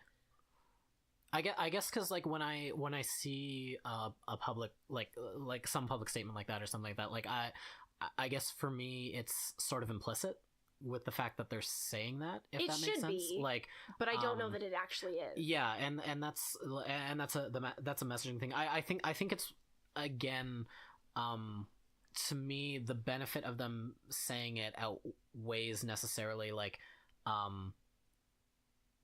they might have made a misstep in the messaging, but I think again it contributes to that eventually critical mass of people moving this forward into the place where it needs to be. I think this is just a personal annoyance that I have. which is fair. Like that's, but net positive for sure. Absolutely. The other thing with celebrities talking about mental wealth. That's such we're just gonna make term. it a thing, right? I like it. I don't even want to Google it. I don't want to know if somebody else has coined it, because I am proud of it and it is fun. So you're owning it. It's yours. It is mine. But please use it, share it. Yeah, absolutely. It's mine, but I'm sharing it with you. How crazy will it be when you're just out and about or whatever, and like you hear someone talking about their mental wealth. That's so beautiful. That makes me want to cry. Oh, mental wealth. It's just, it is. Like, it's such a perfect term. Because if we really focus on it, that should be it. And so now I'm fucking myself because some celebrity's going to talk about mental wealth. Absolutely. And then give me credit. Yep. And then I'm going to be like, yeah, I was the person who said I hate it when celebrities talk about Yep. mental wealth. And it'll just come full circle. Sure. But, you know, you're right. I think that it's necessary, and I think that it's awesome, truly awesome when people use their platform to do good, and that goes without saying, hopefully. But also, it gets into, like, this isn't just celebrities, this is everybody, but because celebrities, when they talk, we hear them louder, right? Sure. People talk about past tense more than they talk about present tense, especially when we talk about mental illness. Okay. And I think that it's like, I always just want more. I just want better. I just look at society in general and I go, let's be better. And as much as I want to applaud where maybe we are and where we've come to, in that we can talk about these things and people are willing to say, yeah, like this happened to me, or I went through this. I think the next step is people who say, I'm going through this. I'm in this right now, because it's super, super brave for anybody to talk about something that's that personal to them, whether it happened 10 years ago or 5 minutes ago or whatever it is. But, and I don't want to take away from that, but I think it's a different discussion when we talk about it in the now, because it makes it present. It makes it like, this person values this enough to talk about it at the absolute hardest time they possibly could be, as opposed to, this was hard and I sat with it and I dealt with it and I did what I had to do and now I'm going to talk about it. Right. I think that, like, that would have to come from, like, I think that would be a very particular person, like, to be able to be going through that, but also have the awareness to, like, open up at that time as well, like in your most vulnerable period. Like, that's asking a lot of anyone. I know. And I think that would be, like, that would be amazing, and that would be, like, that would be incredible for a lot of reasons. But it also, probably won't happen. Yeah, but also with the understanding that, like, holy shit, that would be a lot for someone to take on. Yeah, it would be. I think, so if we're talking about, like, if we had ample resources, that's what I would do. Right. Like, I would use any kind of platform I could, and I would do that.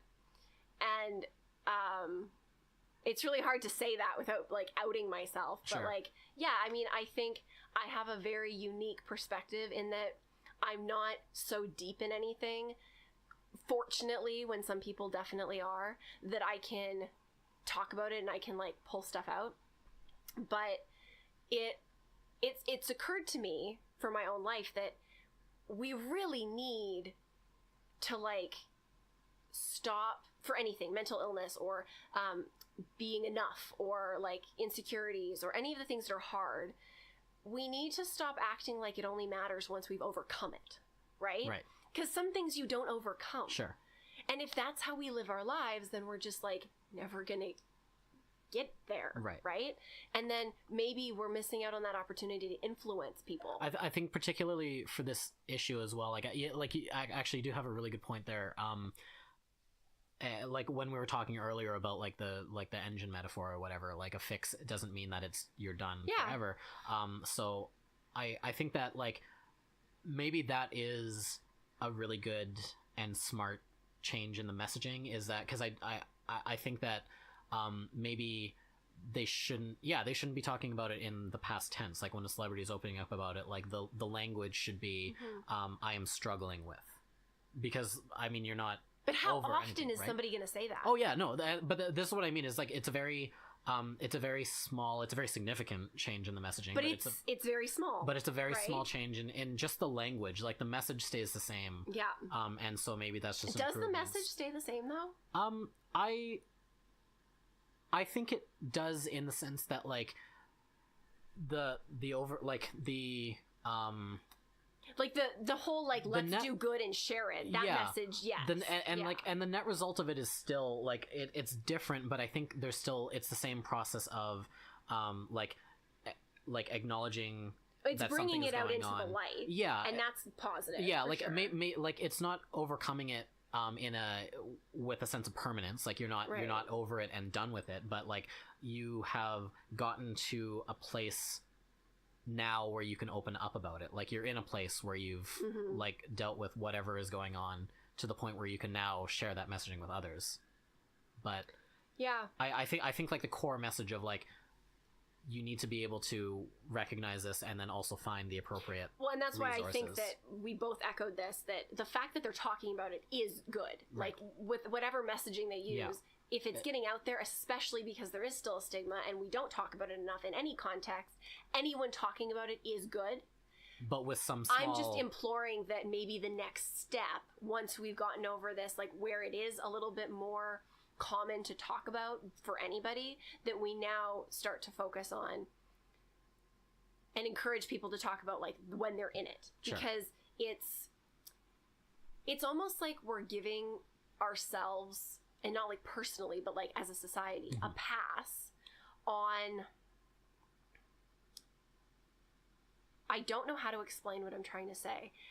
What I'm trying to get across is that we have this stigma, and I feel like we're not actually getting farther away from the stigma. We're actually feeding into it. In that, so are you like you're like, by talking about it as if it's something you've overcome, we're creating like an adversarial language about it? Is that kind of what you're going for? Not like kind of that. It's like that it's something to like not, it can be overcome. Like I'm not saying that I don't necessarily think that it's like a beast that needs to be slain, but I also don't think that it's something that can't be put behind you. It definitely can in some cases, or managed. But the language of talking about it in the past tense, like it's something that you've surmounted, like it creates... It's divorced from the person talking about it. And it's like... They've separated it from themselves. Right. And so it's like the done. next step towards like where I'm saying, let's go there and go to the next step where it's in the current. It's almost like they're saying, okay, let's take the stigma away. They're accepting it as a part of them. Like it's an acceptance. Exactly. It's an acceptance as opposed to it was me and I'm not that anymore. I understand what you're getting at now. Okay. Because if you say... Sorry, that was really hard to explain. No. That was hard to come to an explanation for. I understand now why you were talking about like the messaging aspect of it, or if that message says, I'm with you. Anyways, that's the point. So the point that it's really about, is it so bad to own it? And if it's so bad to own it, we're really not that far ahead on the stigma issue, even if we're talking about it. Because if we're talking about it as something that I really do think it's still in the shadows, that it's only acceptable to talk about if you like visited there and like you dealt with it and then you got to leave. We're talking about it like it's a physical illness. Like you went into the hospital, you had surgery done, it's been excised, like it's gone. And frequently they use examples of like if you break your leg, like to examples for the stigma of mental illness, that you can see my broken arm, and you would never tell me XYZ about that, so why are you putting that on my mental illness kind of thing. It's the same. Like if you go and you have a broken bone, you can say, like I broke my arm. Let's talk about the dangers of doing this sport or whatever, like because I broke my arm.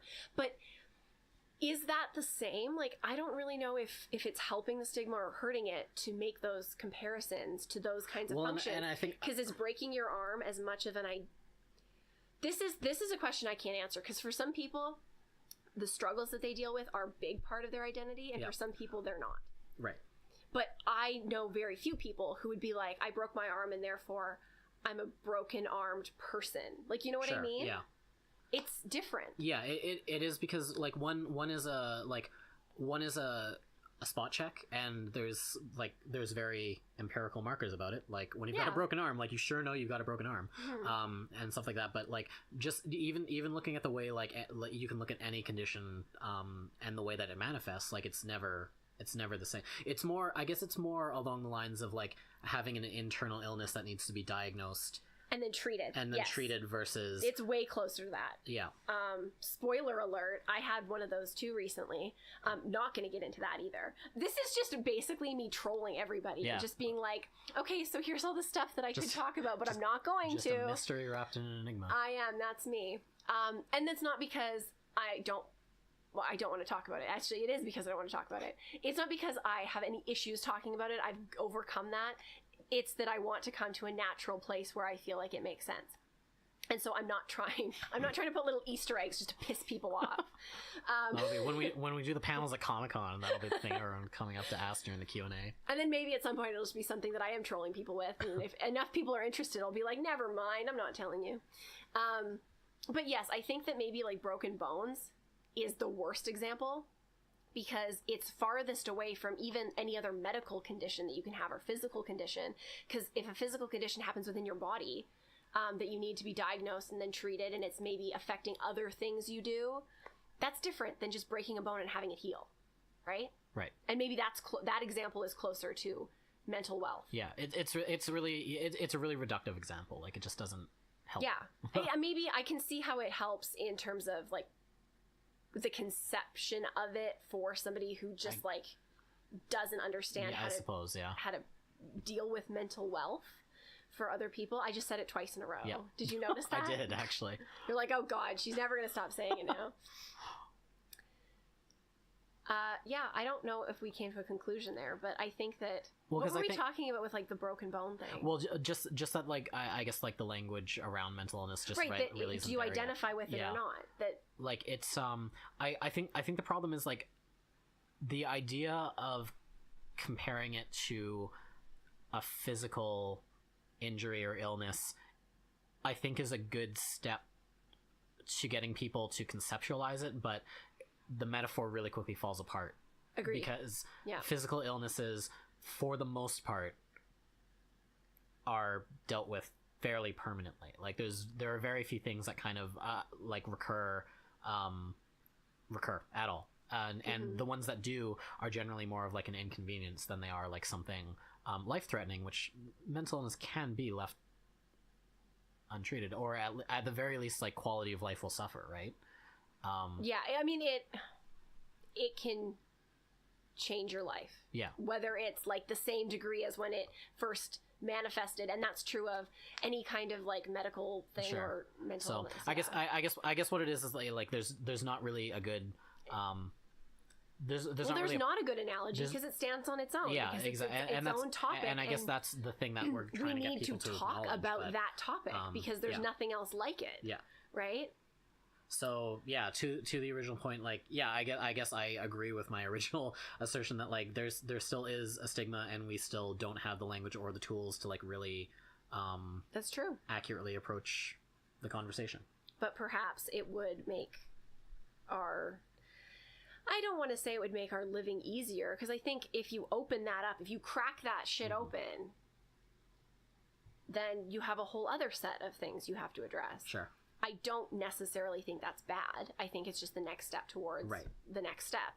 But I think that people could be happier if they were living in a place that was okay with exploring it. Because I think maybe what we were talking about before about therapy and talk therapy and getting the help when we need it, the reason that has a stigma is that there's people that are just afraid that they belong to that club. Right. And it's not such a bad thing to belong to a club, so to speak, that isn't a big deal.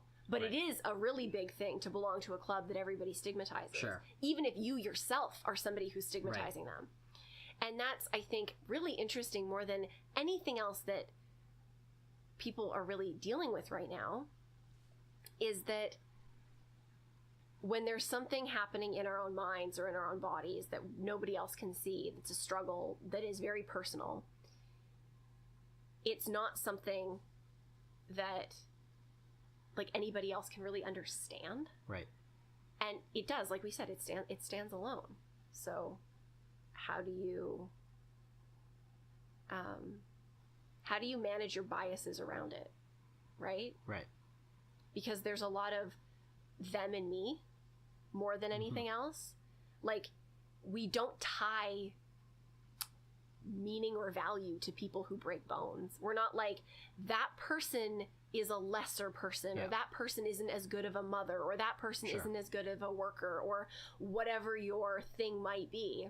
Possible. Well, how did they break the arm? Well, okay, yeah. Yeah. No. I don't. But you know what I mean. Like, we don't inherently like tie that kind of value quickly. But yet we do it with that. And is it like, are we all just so used to doing that we become afraid? And I can say that for myself. Like, I have my own biases. I always have. And it's like, how do things change when it's you? Right. And I kind of try to live my life in every regard, just knowing that it could always be me in anything. And that's really like the practice of empathy. Whether you're good at it or not, it could always be you. Like, get off your high horse and just realize that, like, fucking anything can happen. And, like, no one's above anything. Yeah. It's just sad. So, that happened. Do you have any other thoughts? Besides, like, how long we've been talking? No, yeah, I mean, we've been talking for a long-ass time. But this had substance. It's true, I feel like if anybody is gonna, like, tuck in and listen, I want it to be this one, because this one had substance. Yeah. This wasn't just, like, bullshit rambling for, like, ever. Sure. Do we want to, like, come down a little and close it off with some bullshit rambling just to kind of, like, ease off? So that people come back? Yeah.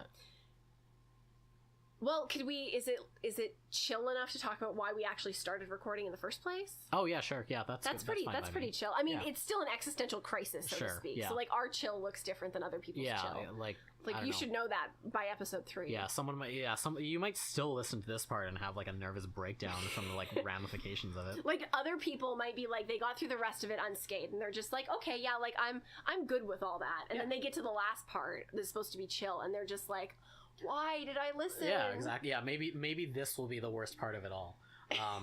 Anyways, so we started, how did this start? We started talking about Elon Musk? I was talking about, this is so bad. I'm so awful for getting off on tangents. I'm so sorry. But I know you do it too, so we're in good company. I was talking about the TED Talk, and then shit went downhill from there. About groupthink. Yes. Was I talking about that? I feel like that was after, because I feel like that's the start of this episode of the podcast. That's what I'm trying to get to, I think. But I was talking about that because before we were talking about perception before, and, like, permanence of stuff. I remember talking about how the table's not there. The table isn't there.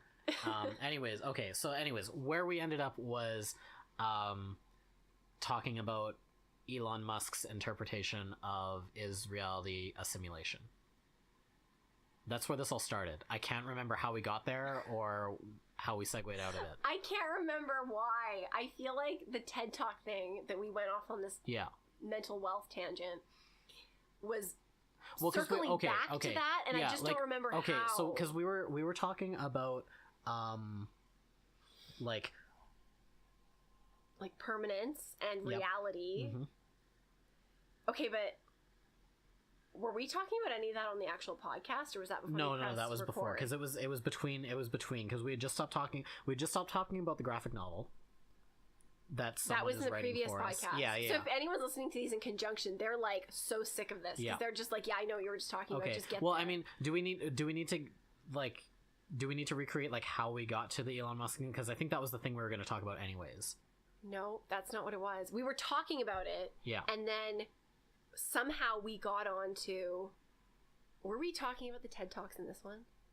Probably. Why not? Okay. Somehow we got on to that. Like, I guess... Oh! I know what it was. Okay, cool. Okay, so do you know how we started this podcast? Not even a little bit. That's what we've been talking about for the last 5 minutes. What? Anyways, go ahead. He really does take everything literally. So you pressed record. Yep. And then I said, it's groupthink. Right, yes, yep. And then I had to explain what that was, because you were looking at me like I had 3 heads. Uh-huh. Because we weren't talking about anything related to groupthink. No, it was apropos of nothing. Okay, so the reason it's groupthink is... But what is groupthink? What was I referring to? What is groupthink, Chelsea? No. What does Webster's dictionary define groupthink as? What was I talking about? You were talking about the reality. Sure. Yep. And that thing. Mm-hmm. Like, I remember this part of the conversation, but, like, all of the stuff that you're talking about getting to groupthink was internal, so, like, I wasn't part of this conversation. Like, that was fully an internal dialogue you had with yourself, so I can't How do you know that? I can't, because I didn't say anything in between my Elon Musk bullshit and you shouting out groupthink. Like, there was nothing, there was no conversation between us between those 2 points. Like, that part I remember. No one believes me because I spent the last 10 minutes of this podcast telling you I don't remember a single thing about the conversation leading up to this, but I now remember this. There was nothing between Elon Musk and groupthink. So I need you to retrace your steps mentally. You say that like it's easy, and it's not. So I'm just going to do it out loud then. All right. You must have said something. Really, I'm not actually doing it. I'm just blaming you. Yeah, you obviously. Must have said something while we were talking about perception. I was talking about how we're probably living in a simulation, and that's what the odds favored. And then you agreed under the very narrow parameters of my explanation of that interview that we probably are. Mm-hmm. And that is the last thing I remember saying. And then there was a big dot dot dot. Ended, and our comic book started. Yeah, and then groupthink happened. But I genuinely don't know how you got to that point. Well, that's unfortunate, isn't it, everybody? So this is weird because I had tucked groupthink away in my head as a completely separate thing, and it's possible that something sparked it and this is actually where it was going. But because we were initially talking about like how much weight we should assign to like societal pressure and peer pressure and stuff like that. Yeah, but is that what came out of groupthink? Not even a little bit. Oh, all You'd think it would be. You would think, yeah, absolutely. Okay, so like, I guess, like, instead of trying to figure out the context, you're trying to figure out how I think. And that's a losing battle. No. I'm trying to reverse engineer this. Okay, so you were thinking groupthink. Like, so what? Like, what about groupthink were you thinking about? If I knew that, would we be having this issue? No, but I'm just trying to help. Oh, I have some really deep conversation topics on this piece of paper. Okay. And then, like, they're interspersed with We're trying like to almonds. close off this podcast, and we're adding on, like, another I'm not hour. adding. Trying to retrace our conversation steps. Okay. Group Chelsea's potentially having an aha moment. And he just ruined it. Okay. Groupthink. This is going to be like the next 15 minutes. Yeah, absolutely. People are going to be like, I have to go. We can just talk about, like, the Justice League movie. Have you seen the Justice League movie? I haven't. Oh, I saw it. And? It was fine. I expected about that. Really? Because I expected it to be a garbage fire. Really? Yeah, absolutely. Are you kidding me? They had, okay, Isn't fine, like, equivalent to a garbage fire? No, if it was a garbage fire, I would say it was a garbage fire. Okay, what is a garbage fire, just for everyone to have context? Suicide Squad is a garbage fire. Oh, okay, now I know what we're talking about. Well, consider DC's cinematic universe. So that's not the Nolan Batmans, because those are separate. Okay, it's from it's Man of Steel. I like Man of Steel. Batman v Superman. I actually did like Man of Steel as well. It's what else is it? It's Suicide Squad. It's now Wonder Woman. It's Justice League. There's probably another one or two in there that I'm forgetting. But hi. Either way, their track record has not been great in the cinematic universe. True. I am listening to you. Yeah. I'm also thinking about groupthink. Sure. Yeah. No, I know you're trying to figure this out. So here's the thing. Like, based on the fact that the last 2 DC movies I have seen were Batman v Superman and Suicide Squad. I didn't like Batman. Oh wait, no, that's not true. It would have been Wonder Woman and Suicide Squad. I liked Wonder Woman. Wonder Woman was fine. I think it was an okay movie. It was not a feminist movie, but no, it wasn't. Was a good movie. Yeah. And those two things are okay. It was an okay movie. I like. I think really liked it. Yeah, like I think it stopped just shy. Like I would have called it a good movie if it had come out before Captain America, but because it was fundamentally like the same movie as Captain America, I dock it a few points for that. It was like I don't know. It ends with a guy named Steve crashing a plane. But like I could watch Captain America for like another time. Yeah. And not be mad at it for being the same movie that it was before. For sure. Well, yeah, because it's like it's well made. I just feel that's a really shitty example because like of course you could watch the same movie twice and not blame it for being the same movie. Yeah, totally. But like but I look think at that way, Wonder Woman's not doing anything. No, but wrong. like so Captain America came out and its story is its own, whereas like I watched Wonder Woman and on several occasions was like, well, this is like I've already like this has already been done. Okay, fair. I really liked it. Yeah, no, I still think it was fine. It was well made. It is the best movie that DC has made in their cinematic universe. Yes, that is true. I think that is fair to say. I don't want to like bash it on the feminist thing. I do believe it is not a feminist movie, and we talked about this. Yeah, I don't think that it's their fault. I feel that was more a marketing push than it was an internal like. I think it was a bad marketing push. Like whoever was like, okay, fine. So they had it was a woman starring in a movie, sure. So it made sense. But if that's all it takes to be a feminist movie, we haven't gotten anywhere. I think if they wanted to do better with that angle, like I mean the movie would have had to be different for them to go better with that angle. Like representation is cool. Like I think it is neat that like there's a female superhero that people can get behind. I think that the angle that they should have gone with if they really wanted to more authentically push that narrative is they would have highlighted the fact that the director was a woman.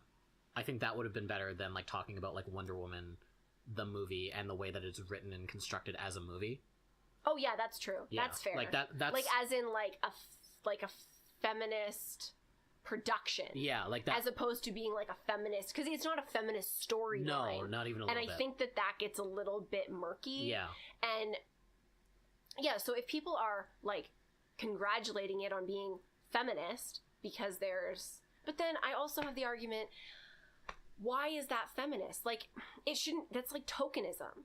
It's like, why are we celebrating the fact that a movie is feminist just because it has a female director? I don't think that should be the norm. That should be just. I don't think okay. we're celebrating it. I don't think we're celebrating, like, okay. So I think that. I have no idea what I was going to say about yeah. Think. Yeah, no, that's in the wind. Like, I'm so bothered by this. And now I've lost your train of thought too. So join me over here. No, I think that in like it's not necessarily like celebrating the fact that a I'm not saying we shouldn't celebrate. No. We should. Like I think that like you're right that like we shouldn't be celebrating like it in a general sense of like a woman made a movie because she can't like that. Yeah, right, obviously women can make movies and like will in the future. But anytime a woman does, we shouldn't say it's feminist. I think that like for me anyways, and I don't know, hashtag mansplain it. Like what I don't know anything about anything. But like from my perspective, I think the thing that we should be celebrating with her as a female director is the fact that she did it under the current culture and environment of Hollywood, like especially now looking at all of the stuff flying around about like stuff that's happening there. So yeah. I don't think it's like the fact that a woman made a movie, it's the fact that a woman made a blockbuster high profile AAA movie now in 2017. Is that when it came out, or last year 2016? I don't know. Anyways, like, and again I have to ask, does that make it feminist? Or can that just make it something that's really worth celebrating in a feminist era? You have to tell me that, because like I don't know shit about anything, and I definitely don't know like what the current state of any of that is. So that was like a A+ answer to that. Good job. No, listen, like, but I don't either, and I am a woman, and I don't pretend that I'm a woman, so I get to say everything about, I mean, you can weigh in on feminism too, but I appreciate that you can say this is where my knowledge I do it with the disclaimer, like with the permanent disclaimer. Anytime I say anything on this podcast, dear listeners, understand that it's with the gigantic boldface asterisk beside it, that like I have no formal education in anything useful to any of this dialogue. Isn't that obvious? I hope for so. what we talk about? Yeah. Do I technically? I guess. I mean, Well, sociology. you at least are educated. Like, you have an education. I have an education, but you have a background in this, like what we're talking about right now. Whereas, like, okay, sure. Yeah. But like that stuff's very fluid, and Sure. I also recognize that, and it's also a very different thing to talk about it in a classroom setting, and then to be in the real world and navigate it. Yeah, So I feel just as like, clueless as anybody else. Sure, sometimes. but yeah. So I get, yeah, like the how does this asterisk read now? It's very long. Yeah, someone just dictate this out for the whole thing.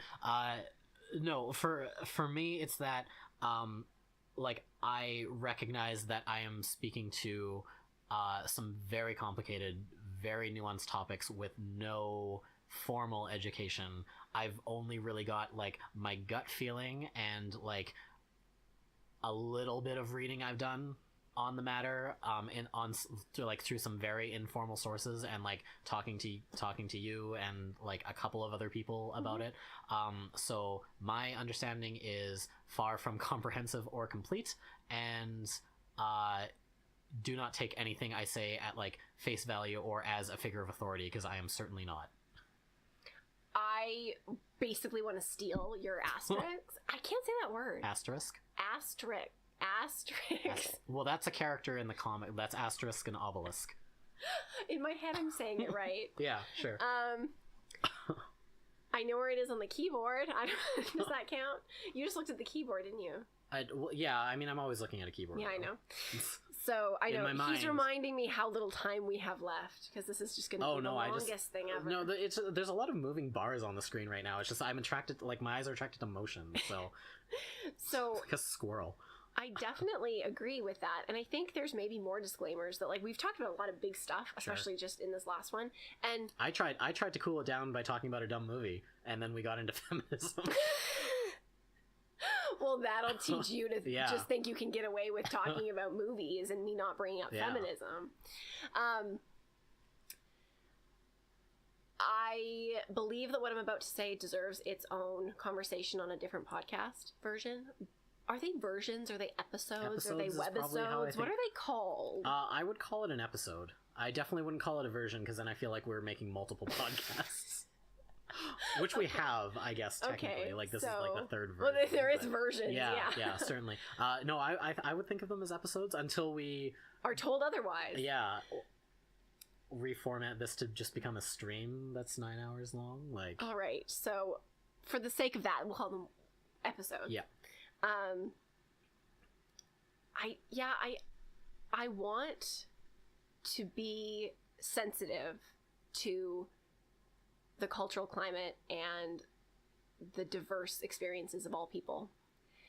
And I also want us to be able to speak freely. And I sometimes struggle with how to navigate that, because I don't want to, like, censor myself all the time or apologize. I think within that, like, there's sort of, I don't know, I feel like there should be, and there isn't always, and but like at least we qualify everything we say, like every noun, verb, adjective. Exactly. There's a qualifier. I think like within our conversations, and like it definitely changes the context a little that we're recording and releasing these. Like, they are meant to address an audience, but they're also just very much like our conversations on stuff, that there's sort of I hope that there is a tacit understanding that, like, we're speaking to, like, our experience, and that might not kind of reflect some of the generally upheld, or like where the conversation is with other people, or other perspectives and things like that.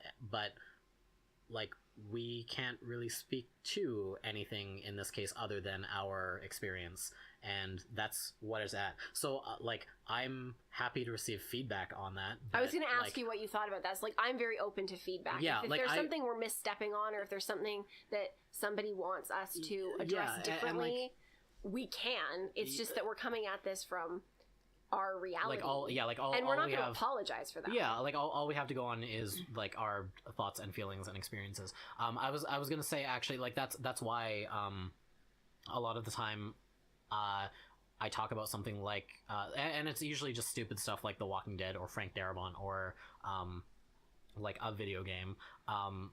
I'll say something like you commented on it when you said like I'll throw out something very not inflammatory, but just like I'll throw out a very like strong hardline opinion. Well, it's an opinion. Yeah, like, you have an opinion. But like and the point is not to like kind of like use that opinion as like a hammer, but it's more just like I'm sending out a strong reaction because I want a strong reaction back. Like I want someone to like pick a side, and then we can go in on it.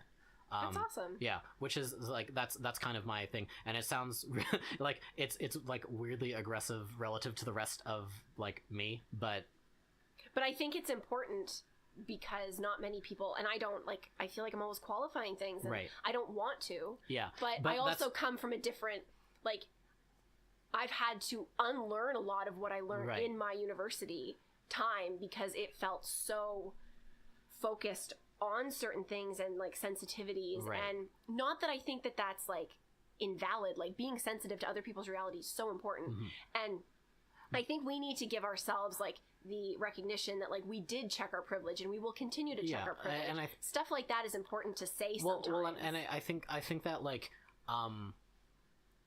in recognizing that like you still have to take a stance and take an opinion. You have to land somewhere. Yeah, because or you can have a discussion. Yeah, and that's the most important part. So I like to use that right off the top, and it just like it forces a conversation because at least that way it forces the other person to pick a side, which like. But then it's also like I'm not in the business of convincing anybody of anything, and I think that gets mixed up, especially in like a faculty like sociology, where it's like there are certain topics that I struggle with, and we will talk about this later. Sure. I talked about it at the dinner party. Just that I struggle with the idea that I want everybody to have a right to their opinion and everything, but then also there's some opinions and some like controversial like political topics or social topics where I really feel like there is a right answer. And I struggle with people who are like, but my right answer is right for me. And it's like, but it happens to be so convenient that the people who argue that, they are the ones who are forcing decisions on somebody else's body or their life. Right. And it's like, it's kind of convenient to be able to say that when you're not the one that's being affected by what you believe, right? So I struggle with that, but also everybody has a right to their opinion, and we should be respectful of that. Yeah, and those two things are at odds, and they are. That's really crazy, especially now. Yeah. So, I feel like we should have disclaimers, but also like our disclaimer is that we have our opinions. I'm gonna say, I guarantee you, I'm going to say something to make somebody mad. But like, yeah, definitely let me know because I'm interested. I may not agree with you, and that may not necessarily change my stance, but I'm super curious to see the viewpoints out there. The other thing I think that's important to talk about is that I want to cultivate a space where people can disagree but be respectful about it. Sure. Because yes, like we can talk about back and forth and how it's hard when you think there's a right answer or so and so. We can't shove our thoughts and opinions down other people's throats or else they're never going to hear them. And I think that's a really important thing, especially for people who are similar to me in that sense, where we feel like I feel like there is a right and I'm talking to someone who disagrees with me.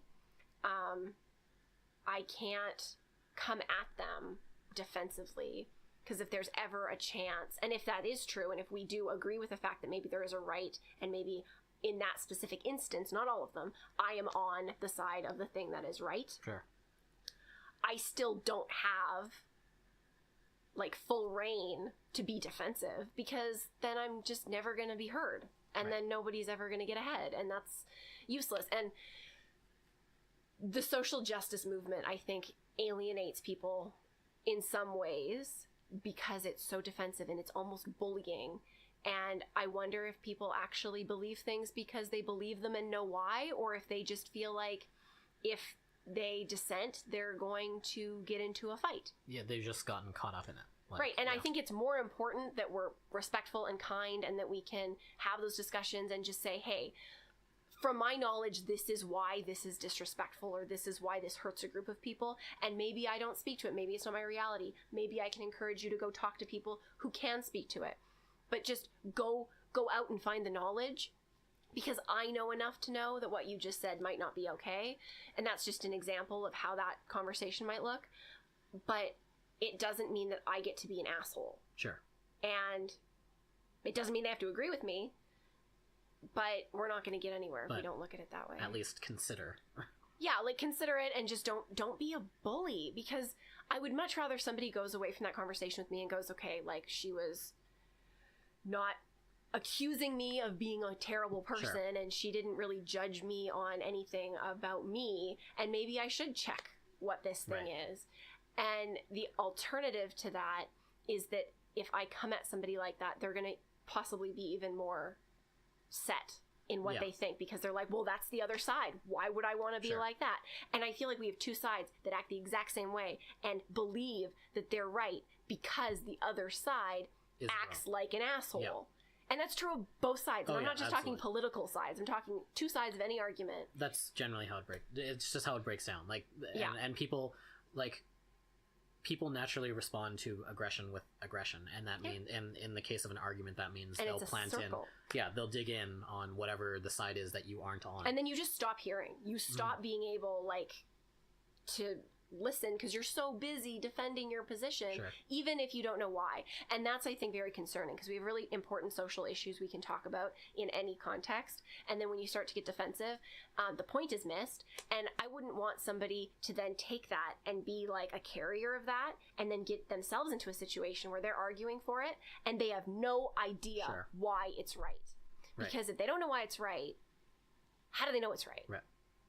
And I think that's really what has led up to the kind of current situation in a lot of places, like politically, ideologically, all of the G's. Like, I think it's quite possible that we could be doing something very cool with this podcast. I think so too. And that has literally just occurred to me in this very last one, because the other ones have been flaming disasters. So that's like, if you've made it through episode 3, you realize that we're doing really awesome things. Yeah. And if you didn't, you just think that we're ridiculous. Yeah. And also, Justice League was like, okay. I don't know that I would recommend seeing it in theaters. It was fine. And Wonder Woman may or may not be feminist, depending on who you ask. Yeah. And I still don't know what the groupthink thing is. Well, maybe by next episode we'll have that sorted out. That'll be a reason for someone to... That'll be the ongoing reason to tune in, is like, did you remember what groupthink was? Or... There will be more. Yeah. Like, once we figure that out, we'll forget something this is what I'm saying. Like, tune in next time, because maybe Chelsea remembered where she was going with the groupthink thing. Okay, well, we're sorry. Out. Yeah. How long did this end up being? Jesus, over 2 hours. Wow. So, are we done? We can be. Did you turn it off? No, not yet. Okay, because I have something really important to say. Well... Okay, so, and then it's just silent. I'm debating if it makes me sound ridiculous to admit that I live with my parents, but there, it's out. So I'm saving for a house, and I live with my lovely parents. And my mother, in all of her loveliness, has delivered us food with tomatoes on top. And that's it. I just looked at the tomatoes, and I remembered our previous conversation. Mm-hmm. But they look fresh, so I'll probably eat them. Yeah. Okay, now you can leave. Bye, everybody. Sorry, you were stuck with us for... almost 2.5 hours. Oh my god! Yeah. Oh yeah. Why did you listen to this? This is He's the one looking at the computer, not me. Why did you stay? At this point, I don't even feel bad. Like, you did this to yourself. After an hour, like, wow, you're just like a masochist. Yeah, these are the consequences. I want to know. Like, I actually want people to tell us why they stayed. Like, I want. Oh yeah, actually, that's tangible. A good call. Like, at what? Yeah. Like. When did you, like, settle in and decide I'm going to stick when did around? You make the decision, and, like, why did you make that decision? Because at some point you had the decision to make to go, I'm going to turn this off, and you went, nope, I'm going to stay. Wherever this might go to YouTube, like, there was a whole panel of, like, related videos you could have gone to. I'm actually really curious to see what this, like, links us up to. Like, if we put this on YouTube, like, what are the videos that come up in the recommended? All of the other people who have also coined the term mental wealth. Oh yeah, that's a good point. And then it'll just be, then we'll be arguing very politely between each other. Sure. All right. Well, bye. I'm not even sorry.